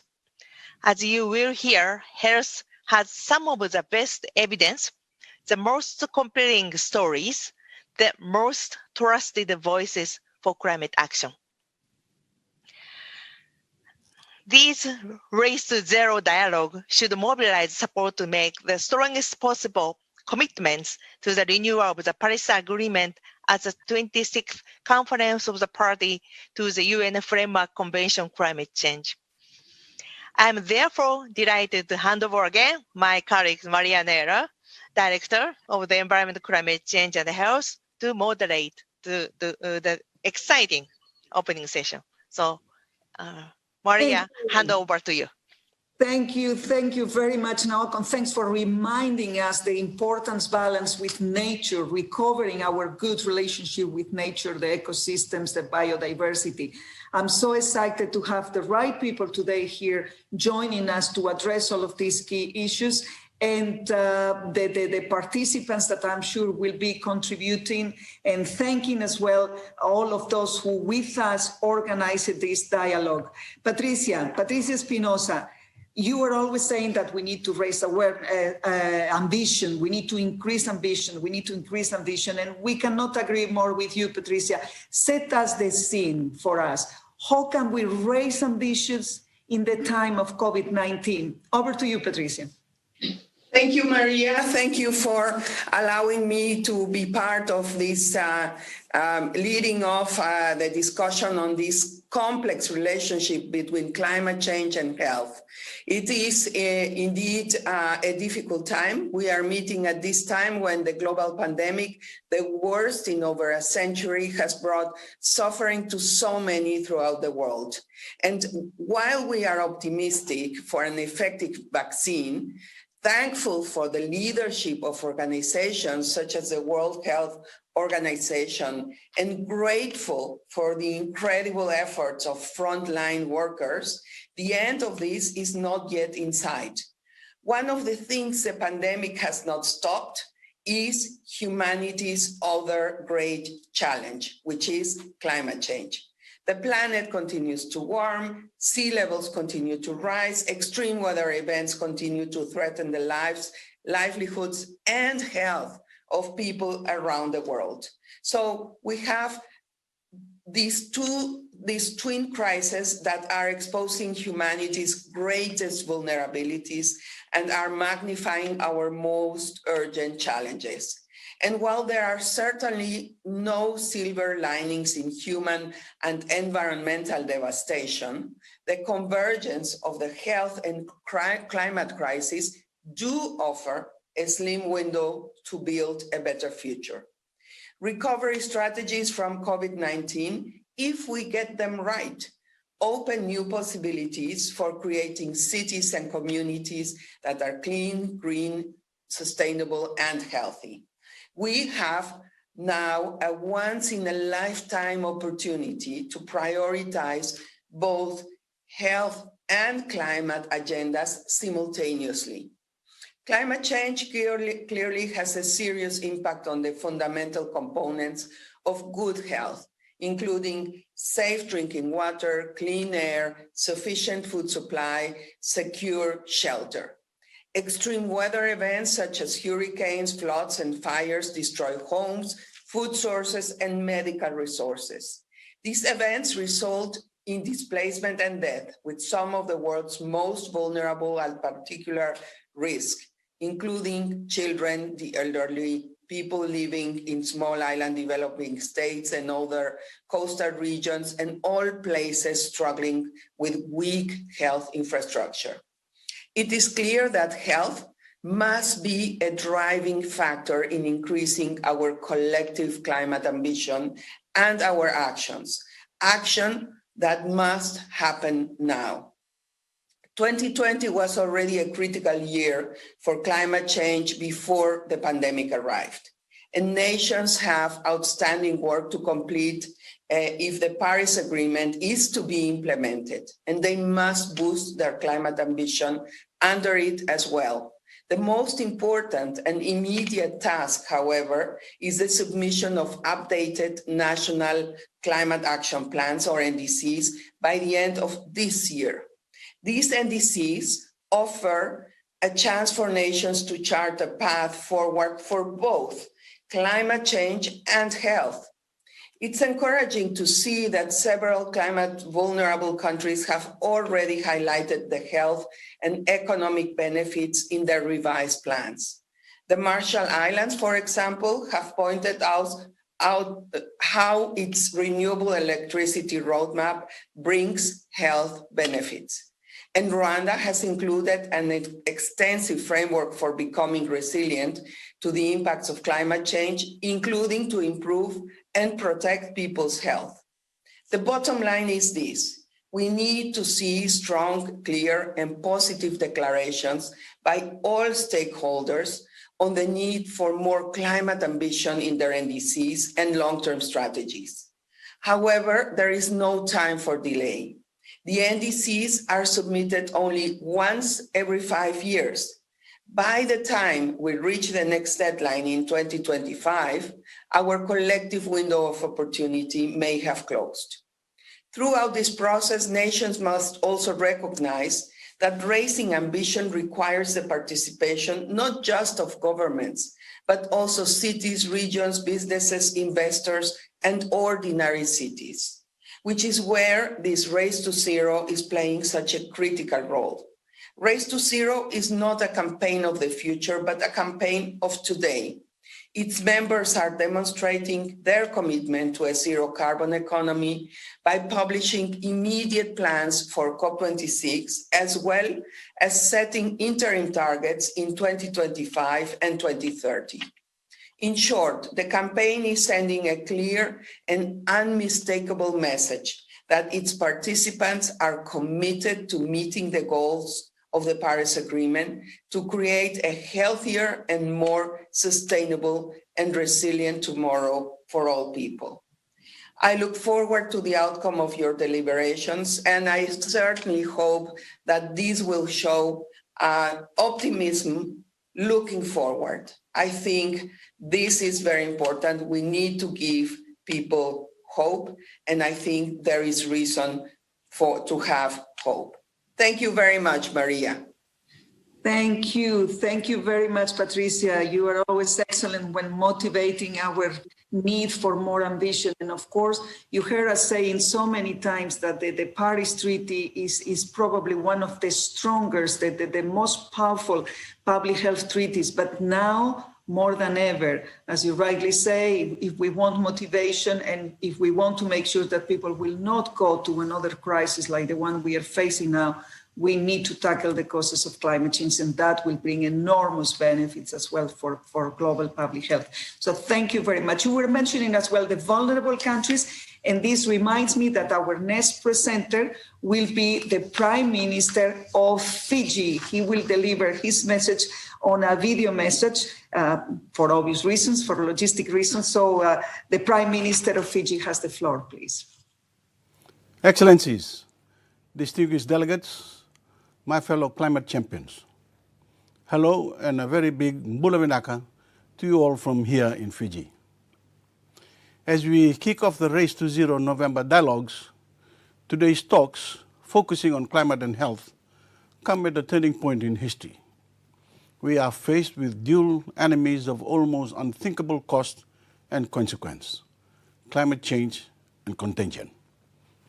Over the decades, developed nations of the world have been quick to pump trillions of dollars and unlimited amounts of human capital into a number of nationalistic races, arms races, space races, and now a race for a vaccine. All the while, their carbon footprint has grown, and they have ignored the damage their churning economies have inflicted into our climate. We've seen that impact firsthand in Fiji, as rising sea levels have forced us to relocate entire villages to higher ground, or risk being lost to the ocean. So today, I implore the world's leaders to direct their attention squarely on the race that will have the most lasting consequences of all: the race to net zero emissions. But I have to be honest with you. As the global COVID-19 pandemic continues to ravage health systems, claim lives, and cripple economies, right now, this feels like anything but a race. When we are watching our people suffer, every passing day ticks painfully slow. Whether we're looking forward or back, it seems like an eternity separates us from more normal times. My friends, this warped reality should lend us a lesson in perspective. It shows us what living with a life-threatening crisis feels like.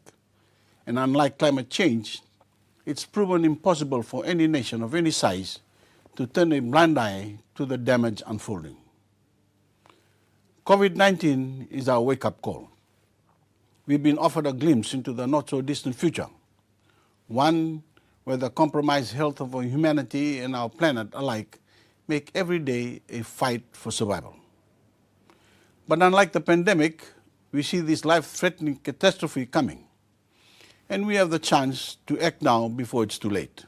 We have a roadmap guided by science that tells us exactly what we need to do to avoid the kind of devastation that COVID-19 has only previewed. If the world refuses to act decisively to reach net zero emissions by 2050, the chaos that has erupted from COVID-19 will become the new normal. But we, each and every one of us, can work to ensure that we avert that fate.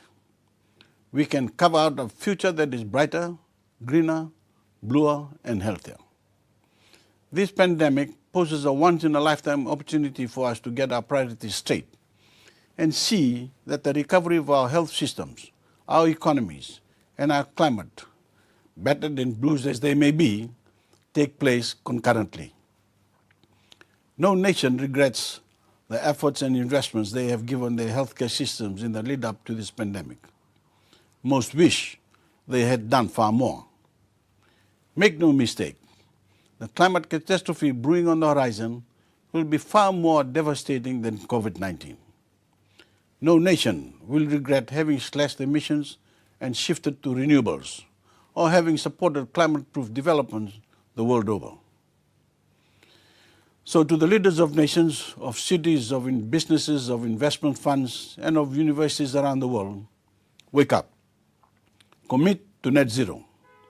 Commit to financing a future in which our health systems recover alongside our ecosystems, in which warming eases alongside the grip of this plague.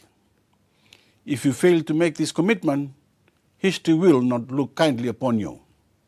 The ones who held the vaccine to our planet's health in your hands, but failed to use it. As the world heals, we must finally and definitely recognize that the health of our people and our climate go hand in hand. It's my hope that this day of dialogue reinforces that reality once and for all. So my friends, the race is on.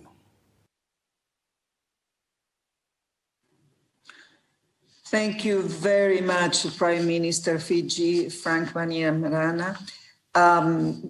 I just to keep on your wake-up call, I think is extremely important. Not only you, as the most vulnerable countries, you are asking us to wake up, but you provide as well a very concrete roadmap and remind us the importance of investing on the healthcare, which is always a very wise and always non-regret investment.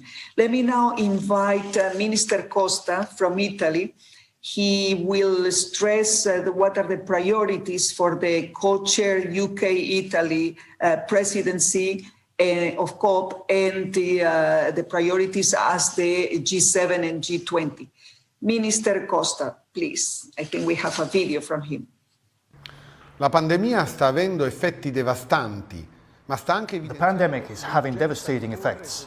And yet, as science shows us, it is also highlighting the urgency to place the fight against climate change and the protection of the environment at the heart of national governments' recovery plans. Within the framework of the European Union, Italy is an active supporter of the Green Deal and aims to mobilize economic resources to reach carbon neutrality in 2050 by adopting measures to promote energy efficiency, achieving a sustainable transformation of urban mobility, rehabilitating territories and building green infrastructures. Risanare I territori e realizzare infrastrutture verdi. In questo quadro, in this context, we are strongly committed to restoring healthy and livable urban spaces, thus recreating an essential precondition for the well-being of people and communities. Delle persone e delle comunità. Cito alcune misure concrete. Let me give you a few concrete examples. We have committed well over 210 million euros for sustainable mobility in the form of huge subsidies for the purchase of bicycles. In addition to minimizing the risk of infection when traveling, this mode of transport has a positive impact on people's health and obviously on the environment itself. Abbiamo poi in programma di piantare 50 milioni. We are also planning to plant 50 million trees in the next 2 years as we roll out a broad urban reforestation program. Our goal is to implement a complete overhaul of urban centers in order to make them more resilient to climate change by expanding green areas and introducing nature-based solutions. In addition, we will launch massive investments in the purification of wastewaters, thereby improving the condition of our rivers and seas, and in combating air pollution, which, albeit less sensationally, claims more lives than the COVID-19. Rispetto al Covid-19. Porteremo questa nostra visione incentrata. We will put forward our vision focused on the link between health and a healthy environment at all major events organized and chaired by Italy next year. During the G20, which Italy will chair and for which we coined the People, Planet and Prosperity motto, we will aim to combine the fight against climate change with economic recovery, job creation, conservation of natural resources, formation of natural capital, adaptation and resilience. La formazione di capitale naturale, l'adattamento e la resilienza. Durante la presidenza del G20, l'Italia ospiterà. During its G20 presidency, Italy will host the Global Health Summit, organized jointly with the European Commission, as further proof of our commitment on this crucial issue. As part of the COP26, in partnership with the UK, we will organize 2 preparatory and interrelated events in Milan from the 30th of September to the 2nd of October 2021. the Youth for Climate event and the pre-COP. In these fora, we will focus, among others, on the topic of urban regeneration, which entails both concrete actions, such as the retrofitting of buildings to make them energy efficient, and a strong vision, il loro efficientamento energetico. Namely, the aspiration to redesign cities to make them people-friendly, recovering the values of livability and community life which are inherent to the millennial history of Italy, its villages and its districts. It is precisely because of this ideal and strongly ethical vision, which puts people at its core, that we will give young people the opportunity to come to the fore with their proposals. Ultimately, the future of the Earth belongs to them more than to adults. And it is especially for young people that we must preserve our most important shared assets, the health of our communities and the integrity of our environment. La salute delle nostre comunità, l'integrità dell'ambiente in cui viviamo.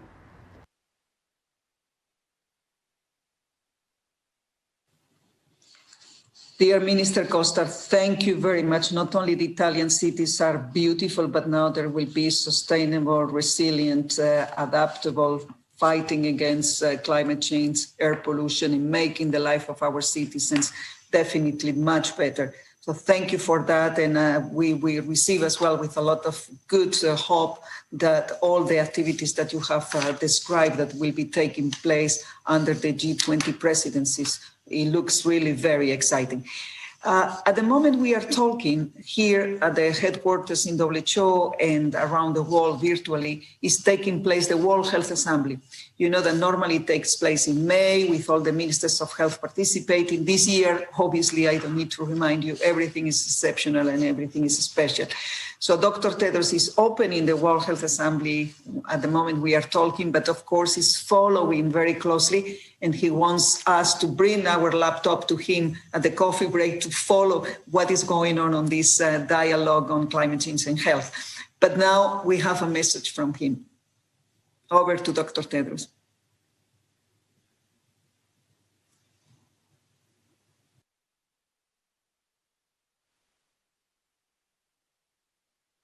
Excellencies, dear colleagues and friends, it's my pleasure to open this series of dialogues on climate change and health. The COVID-19 pandemic has jarred the world's health systems, societies, and economies. In many ways, this is a wake-up call for potentially even greater threats, especially those posed by climate change. Earlier this year, WHO released a manifesto for a healthy and green recovery from COVID-19, calling on governments to protect nature, support clean energy sources, sustainable food systems, and healthier cities, and reduce polluting activities. We have already seen promising results where the governments have adapted these prescriptions: more accessible urban spaces with cleaner air, more resilient food systems, and healthier lives. Our manifesto highlights that investments that help to prevent disease, protect health, and mitigate climate change will also contribute to the much-needed economic and social recovery from the pandemic. Unfortunately, much of the world has already fallen back to the old ways of doing things. Since the beginning of the COVID-19 pandemic, G20 governments have committed more than $200 billion to polluting fossil fuel energy sources. By the end of this year, countries are due to submit their new commitments to the Paris Climate Agreement in advance of the 2021 UN Climate Conference in the UK. These are the commitments that we make to protect the planet and its people. They're the promises against which our children will judge us.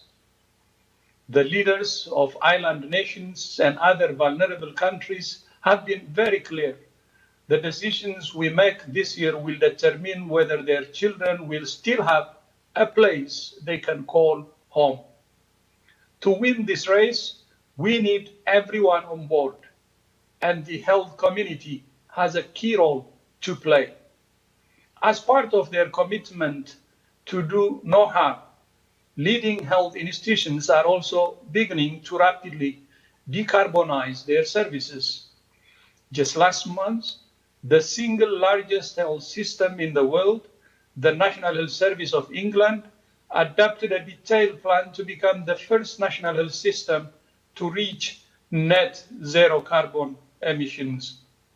I would like to thank the high-level climate champions for convening these 2 weeks of dialogues and for inviting the health community to be part of these collective efforts towards a zero-emission world. I hope we can share many more success stories with you today and in the 2 weeks to come as we collectively race towards a healthy recovery. I thank you. Thank you, Dr. Tedros, and thanks as well for raising the importance of the manifesto, WHO's manifesto for a healthy and green recovery. I hope this will be discussed as well with the ministers of health.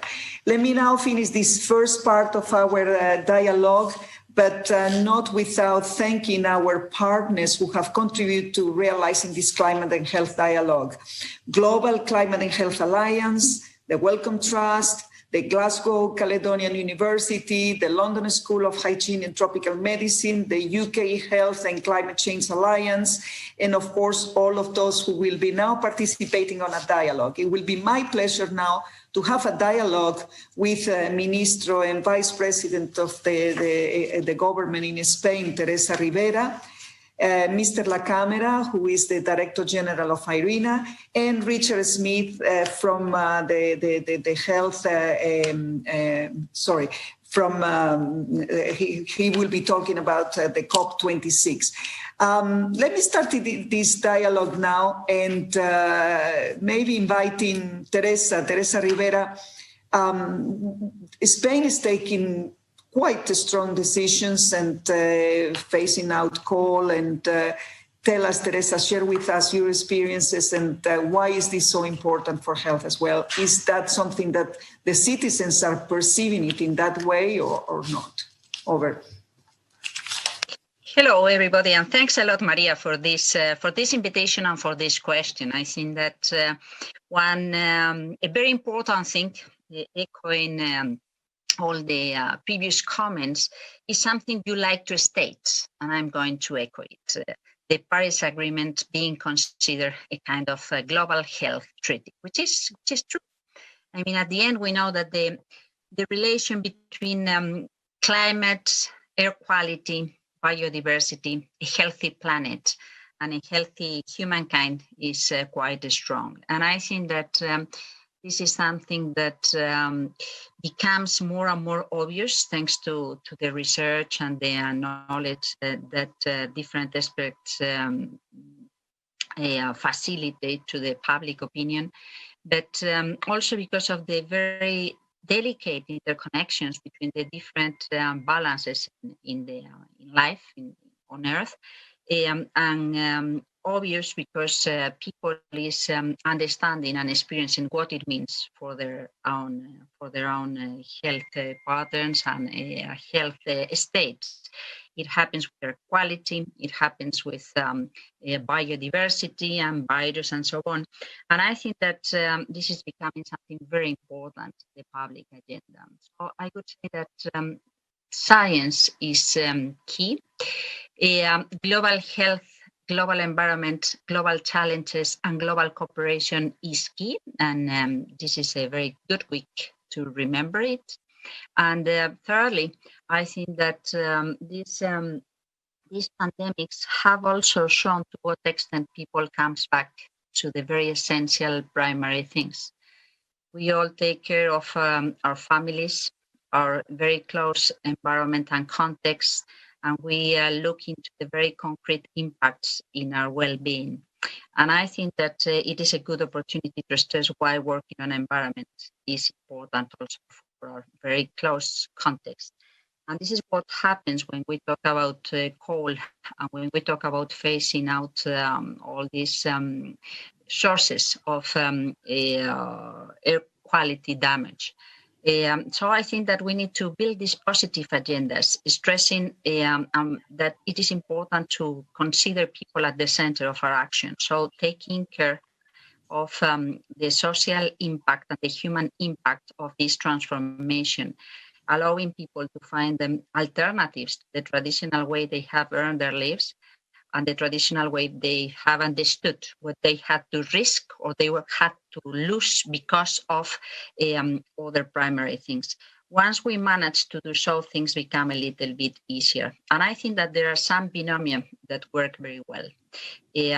Urban experiences, so mobility, comfort at our homes, and air quality. Industry with also air quality, but also with chemicals and disruptive endocrines, endocrine disruptors, the other way around, or biodiversity, soil, water, and new drivers of illness, of health concern. And I think that, as I say, learning and showing, but also building on alternatives to allow people to have other options is very important. And once we get into this virtuous circle, things become a little bit easier and we can speed up the transformation. And I think that we have a great opportunity to do so in the time to be. We have tried to do so in Spain when talking about fall, and now we will try to do so when talking about recovery and how to kick off the economy again. Many thanks, Teresa. This is very exciting, and we know that you are one of our champions on a healthier environment and a healthier population, so we count very much on all the activities that you are doing, making sure that the health benefits will be very much at front to further motivate. I wanted to change a little bit the program, hoping that Simon is still around. Is Simon Stevens still with us? Not Nick? Okay, fine. In that case, I will invite Richard. Richard Smith is the chair of the UK Health Alliance on Climate Change. Richard, what are the expectations for the COP26? What can we do? So thank you very much, Maria. I'm really pleased to have a chance to talk to everybody. I wanted just to quickly start by telling you what the UK Health Alliance on Climate Change is. It's an organisation of the 21 leading health and professional bodies in Britain, including the Royal College of Physicians, general practitioners and nurses, the BMA, the Lancet and the BMJ. And altogether, our members have 650,000 members. So that's the majority of health professionals in Britain. And we work to reduce the harm from climate change and to maximise the benefits for health. And it's lucky for all of us that those two things go together. Now, our members have been working very hard during the pandemic, and a lot of them are pretty tired. But I have to say that the energy for doing something about climate change has increased, not decreased, because I think the pandemic has reminded us that we are part of nature, not its masters. So what do we hope for from COP26, which of course the UK is hosting along with Italy? Well, we hope it'll be a game changer. That, as the Prime Minister of Fiji said, that these rich countries, all countries, will begin to take this problem extremely seriously, put as much energy into it as the arms race, as he said, and chasing a vaccine. We hope that countries like, including the UK, will have much more ambitious targets for reducing their carbon consumption. And very, very significantly, they will have very concrete, clear plans for achieving them, because I think it's rather easy to say we will do this by X, but the real hard bit is making it happen. And we've written to the Prime Minister of Britain urging him to adopt a much more ambitious proposal. We hope too that health will come to be recognised in this whole debate as important as energy, the environment and transport. We think too, as various speakers have said, that the pursuit of planetary and public health can really bring people together and inspire all of us. So I just want to quickly run through how health relates to all of the 5 priorities for the COP meeting. So if we think about adaptation and resilience, which is the first priority, well, we clearly, as the Director General of WHO said, need a green and resilient recovery from the pandemic in both the economy and our health and social care system. And we've made some very specific proposals to the UK government on how to do that. Health and social care is threatened by floods and extreme weather, just like every other part of society. And 7% of hospitals in the UK are at risk of flooding. I mean, it's very important to keep emphasising that the effects of climate crisis are here right now, and we have to adapt to them. So the UK has an impressive adaptation plan, but actually, again, its implementation lags behind. It's the implementation that really counts. A second priority is energy transition and clean transport. And as we've just heard from Teresa, well, air pollution is killing some 7 million people worldwide and has harmful effects not only on the lungs, but on hearts, brains, and growth, affecting children. We urgently need to switch to clean energy and enhanced clean public transport. And this will mean more walking and cycling and physical activity and less driving. And I think it's important to understand that physical activity is almost the closest we come to a panacea in health. It's good for everything and it has few side effects. And then nature, the third priority. Well, we're part of nature. And if we pollute the air we breathe and the water we drink and the soil that feeds us, then we really threaten our health. Our food comes from nature and accounts for something like a quarter of the world's carbon emissions, and our present food systems are unsustainable. If we can move to a system that is much more sustainable, much more based on plants than on meat products, then again, that will benefit the health of all of us. And I think there's growing evidence of the importance of nature for mental health, as many have discovered during the lockdowns that are affecting so many parts of the world.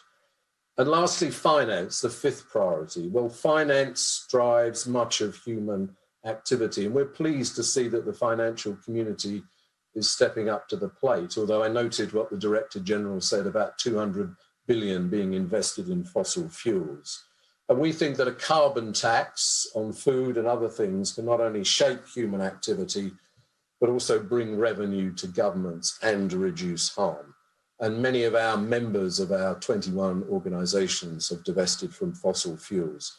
So in conclusion, I think it's clear that health runs through all the crop priorities, and what is good for the health of the planet is good for every individual.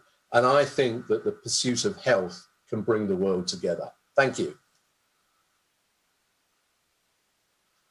Thank you very much, Richard. Of course, you are preaching to at least one converted. I hope we have many converters here today. Sustainable renewable energy will play a role in all of those initiatives, that the ones that Spain has put in place and the ones that the health system will like to now move on it. Francesco Lacamera is the Director General of IRENA. How much there is a linkage between sustainable, renewable sources of energy, energy efficiency, and health? Francesco, are you considering health as one of the great driving force on your ambition to increase access to renewable sources of energy? Over to you. Thank you, Maria, for inviting me to speak here today. And naturally, the response to your question is absolutely yes. So let me start by echoing the message underpinning the WHO manifesto that in tackling the health crisis, we must ensure the long-term sustainability of the people and the planet. The manifesto outlines 6 priority actions in the path to a healthy recovery. And I welcome the fact that one is dedicated to accelerating a renewable-based energy transition. So already in your manifesto, there is the answer to your question. This recognizes the critical role renewables can play in the health sector. The pandemic has exposed the vulnerabilities of our current energy system. As of 2018, 709 million people live without access to electricity, without which it's not possible to power medical care and emergency appliances. This is particularly important in the pandemic context. Emergency care and the distribution of future vaccine through cold storage appliance will be essential to stop the spread of the virus in the most isolated areas. Off-grid renewable energy solutions represent cost-effective, rapidly deployable, reliable option for the electrification of healthcare facilities in rural areas. Additionally, accelerated deployment of renewables will help curb air pollution, which kills an estimated 7 million people worldwide every year.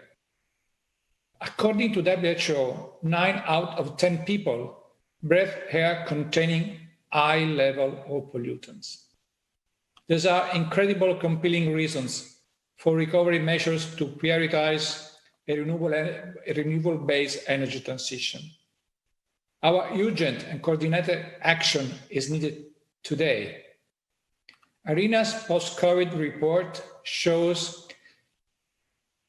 incorporating renewable energy in stimulus and recovery plan can represent the side investment that meet multiple objectives across sustainable development agenda. In addition to the immense impact of the health sector, such investment will bring new jobs and 1% increase in the global GDP in the coming 3 years. Each $1 million invested in energy transition will create 25 jobs in renewables and 10 jobs in energy efficiency. For this, we estimate that $2 trillion of energy transition investment is needed globally each year in the recovery phase between 2021 and 2023. We have outlined a set of actionable policies that governments could consider, which would help leverage private investments by a factor of 4. And the pandemic gave us an unexpected opening to intensify our efforts to accelerate the necessary shift toward the achievement of the Agenda 2030 and the Paris Agreement. Through a multilateral approach, our response can draw on capability and resource of a country around the world and ensure that no region, country, or community is left behind. Thank you, and back to you, Maria. Thank you very much. Thank you, Francesco. This type of arguments that you were giving us about how many green jobs will be created and how many on renewables and how many on energy efficiency, putting all of those arguments together, the economic, the social, the justice, the health arguments, we can make such an incredibly strong case. Let me now invite, I know that Simon Stevens, he was supposed, who is the Chief Executive Officer of the National Health System in England, was with us, but unfortunately he was forced to leave. But I understand that Nick Watts can take over for him and tell us what is this very exciting initiative by the NIH, and then I will invite Ian to give us a little bit more of the details. But we are very happy to see that the health sector can play such an innovative role. Nick, over to you. Sure. Hi, hello. Thank you, Maria. An innovative role for the National Health Service, yes, but also thank you to the World Health Organization. The WHO has been leading the way for a number of years, and really, I think this session today and the second panel session shows that we are all following in your footsteps. I'm here. I'm sorry, I am not Simon Stevens. My accent should make that very clear. I hope you'll forgive us. There's a lot going on in the United Kingdom and a busy diary with a few delays. The NHS is the largest employer in Europe. The NHS brings together somewhere between 1.2, 1.3, 1.5 million clinicians, a million caterers. We have an enormous supply chain logistics network. It is responsible for 4.5% of the country's emissions. It's with that in mind that back in January, we embarked on a bit of a journey, looking to see just how quickly could a national health service that size reach net zero? How fast could you do it in a way that was ambitious, commensurate to the scale of the challenge, but also feasible. This has to be practicable because we have to deliver on this. About 3 or 4 days later, Maria, the World Health Organization declared a public health emergency of international concern. We understand that the environmental, the social, and the economic inequalities across the world and within the United Kingdom, that they exacerbate both the impacts of climate change. They often drive many of the impacts of climate change, but we understand they also exacerbate the impacts of COVID-19. And so it is with that in mind that the NHS knows it can't just tackle COVID-19 alone. It has to tackle climate change as well. We have to tackle these two crises together. Understanding the health benefits that come from a robust response to climate change, the health benefits of mitigation. And knowing that when we polled our staff most recently, when we last surveyed our staff, 98% of NHS staff believes that the NHS should do more on sustainability. So with that in mind, with the links to COVID, with the health benefits, and with 98% of our staff on board, the NHS became, only 3 or 4 weeks ago, the first national health service in the world to commit to net zero. Net zero by 2040 for the emissions that we control directly, for our entire supply chain, for all of the emissions we influence as well, net zero by 2045. And that, I think, is impressive. It's exciting. It's ambitious. What is even more ambitious is the 80% reduction commitment. By 2028, at the very, very earliest, we want to have got 80% of the way there, because we know that we have a last mile problem, but we think that there are some really exciting, really early interventions we can put in place. To help support some of that, we've tried to demonstrate we're serious. We are putting a board level lead on every single NHS organization across the country. We are ensuring that with a new net zero hospital standard, that the 40 new hospitals being built across the country are going to be net zero hospitals. We are developing the world's first entirely electric ambulance, or hydrogen electric ambulance. And we are committing within the decade, we will not purchase from anyone, any provider, any supplier that does not meet or exceed our commitments on net zero and climate change. These are incredibly ambitious commitments. I want to wrap up so that we can get onto the discussion. The thing I need to say is this is impossible unless we do this together. The NHS alone is not an island. The NHS, the United Kingdom, Europe, the entire world, all of us have to move together for net zero. And so over the next 12 months, we have an opportunity to see health systems around the world. There is no reason why other health systems can't follow in our footsteps here, just as we follow in the WHO's. Thank you. Thank you, Nick. And this is so exciting and such a pioneer. I mean, we have been fighting for this for many years, but the fact that now there is a formal commitment by UK to do this type of approach is, you know, we are watching you. Be aware that we will be monitoring you, because we need to take your successes and share it with others. Vice President Teresa Rivera is listening here, so I hope that we will have the opportunity to discuss as well with the equivalent of the NHS in Spain, because this is something that has to spread. I hope Minister Costa as well will take it in Italy, and with the European Commission. We need to discuss that the health community is very much engaged, but the health community can as well contribute, leading by example. So Nick, watch out what you're doing, because we are all watching you. Nick and I, we are always competing who has the most terrible accent, but I'm afraid I'm still the winner. My accent is even worse than yours. Don't worry on this one. Thank you. Ian Hamilton, you will be, I mean, for most of us, the Lancet countdown is something that we know very well, but you have other audience today. Tell us a little bit what is the Lancet countdown, why so important, and please give us a little bit of a scoop, or what will be the content of the next report. Even Nick will not hear that, so go ahead and give it a scoop. Thank you very much, Maria. It's a real pleasure to be with you all today. As you said, the Lancet Countdown on Health and Climate Change is an important step in bringing and building an evidence base that can be brought to the international community. It's a collaboration that brings together 35 groups, leading organizations, and the UN agencies, including the WHO, to be able to bring forward a global monitoring system that's dedicated to tracking the emerging health profile of a changing climate. In our 2009 commission, we identified climate change as the greatest threat to human health. And then 6 years later, in 2015, we described the actions that governments and society can take to address climate change as the greatest opportunity to protect human health. In so doing, we said that countries will have to shift from this understanding of climate change as a threat to embracing the response as an opportunity for human health and well-being. As others have said today, climate change is not a distant problem. We see the consequences, and the impacts on our health and well-being are many. We know that a child born today is at risk of feeling the effects of climate change throughout their lifetime. We cannot let their health and livelihood be defined by climate change. Our reports track a number of indicators that we have been highlighting today, including the effects of wildfire in terms of increased levels of smoke and particulates, which affect lung function and respiratory disease. We track how elevated temperatures affect our productivity and ability to work outdoors, and how this disproportionately affects our elderly population.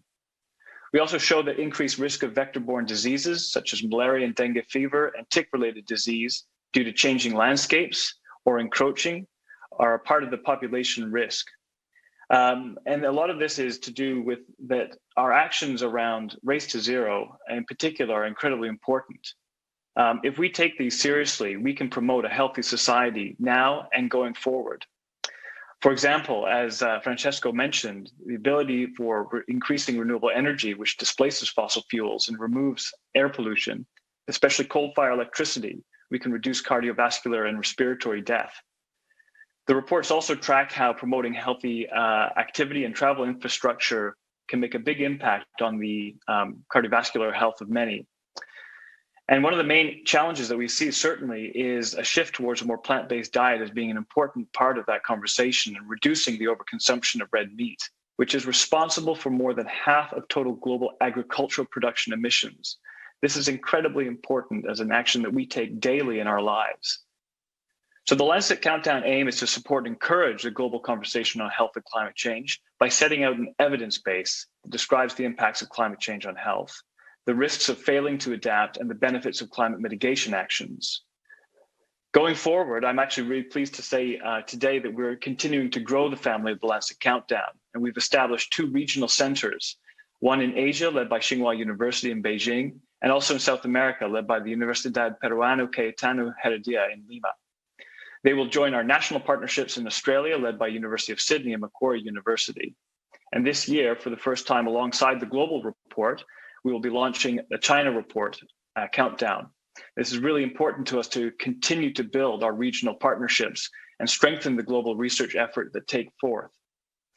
So for this year, the 2020 report will be finding from 35 leading agencies, as I mentioned, 43 indicators across 5 sections: climate change impacts, adaptation, mitigation actions, and health co-benefits, the economics and finance of climate change and health, and public and political engagement. This year, we are highlighting new indicators around heat exposure, land use and air pollution, and the financial costs of climate change on health, and many more. We really want to bring forward the voice that we have from the research community on this issue, and it's incredibly important for us to inform frontline workers such as the healthcare system, the NHS, which I'm pleased to say that UCL, myself, and the Lancet Countdown and our colleagues worked with Nick and the team at the NHS to help build that evidence base and devise those strategies. So the 2020 report for the Lancet Countdown on Health and Climate Change will be launched on the 3rd of December with our global event taking place at 1500 GMT. Of course, we would welcome you and everyone who is listening here today to take part in that activity. Thank you, Maria. Thank you, Ian. For sure, I will be there. I will not miss it at all. I mean, this is one of the important events every year or every 2 years. Well, I think if we were putting together all the pieces, we have a very, very strong scientific evidence. We heard all the pieces from the Countdown, Lancet to other participants. We heard that incredible benefits that applying the prescription number 3, access to renewable and clean sources of energy, will represent for the health of the people. We heard examples from a government that they have committed, they understood what this will represent socially and economically, and for the health of the population, all the difficulties as well on committing and all of that. But we have as well heard from the health community, how can they engage? So the health community is already committed to adaptation, mitigation, engaging in nature, providing all the health benefits, quantifying it. We have 7 million premature deaths caused by air pollution. We have investments that will bring economic benefits like the green jobs that Francesco La Camara was mentioning. My question will be, what else? What else do we need in order to even increase the level of ambition and make sure that we reduce people's vulnerability, because they feel very vulnerable to their health? And as the Prime Minister of Fiji says, I'm afraid the COVID-19 is just a preview of what could be the next. And this is a very bad message. We want to give it on a very positive one. I have to thank so much all of the participants to this extraordinary panel. Thank you all for this commitment, engagement, dynamic approach, and for your transparency and real commitment to all of this. I have to announce that the next dialogue will be on energy with the health and the young people. So don't miss that, particularly if your age allow you to feel that you still belong to that group, which is my case. So you are all invited. If I can do it, you can all do it. And before we finish, I'm invited to ask you to stay for 1 extra minute, because we will share a video which is called Imagine for 1 Minute. Imagine for 1 Minute is a video campaign, and we will now watch this wonderful campaign, and it will take you all on a journey to reflect on the future we want for the future generations and for us. I think it's for us as well. So thank you so much for joining us. Good afternoon, good morning, or good evening, depending when you are.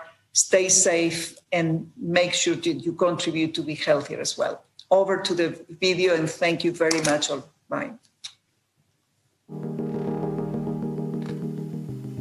This could be the most important minute of your day. We have been through difficult times and face big problems ahead. But every crisis contains both danger and opportunity. You can play your part. Right now. Right now. Please close your eyes. Imagine The better future we could have. Imagine that future. What does it look like for you? For the people you love. How do we lift each other up and make it fair? How do we protect nature And save our shared home. Picture that future you want. Now open your eyes. It's time to talk about the future we want.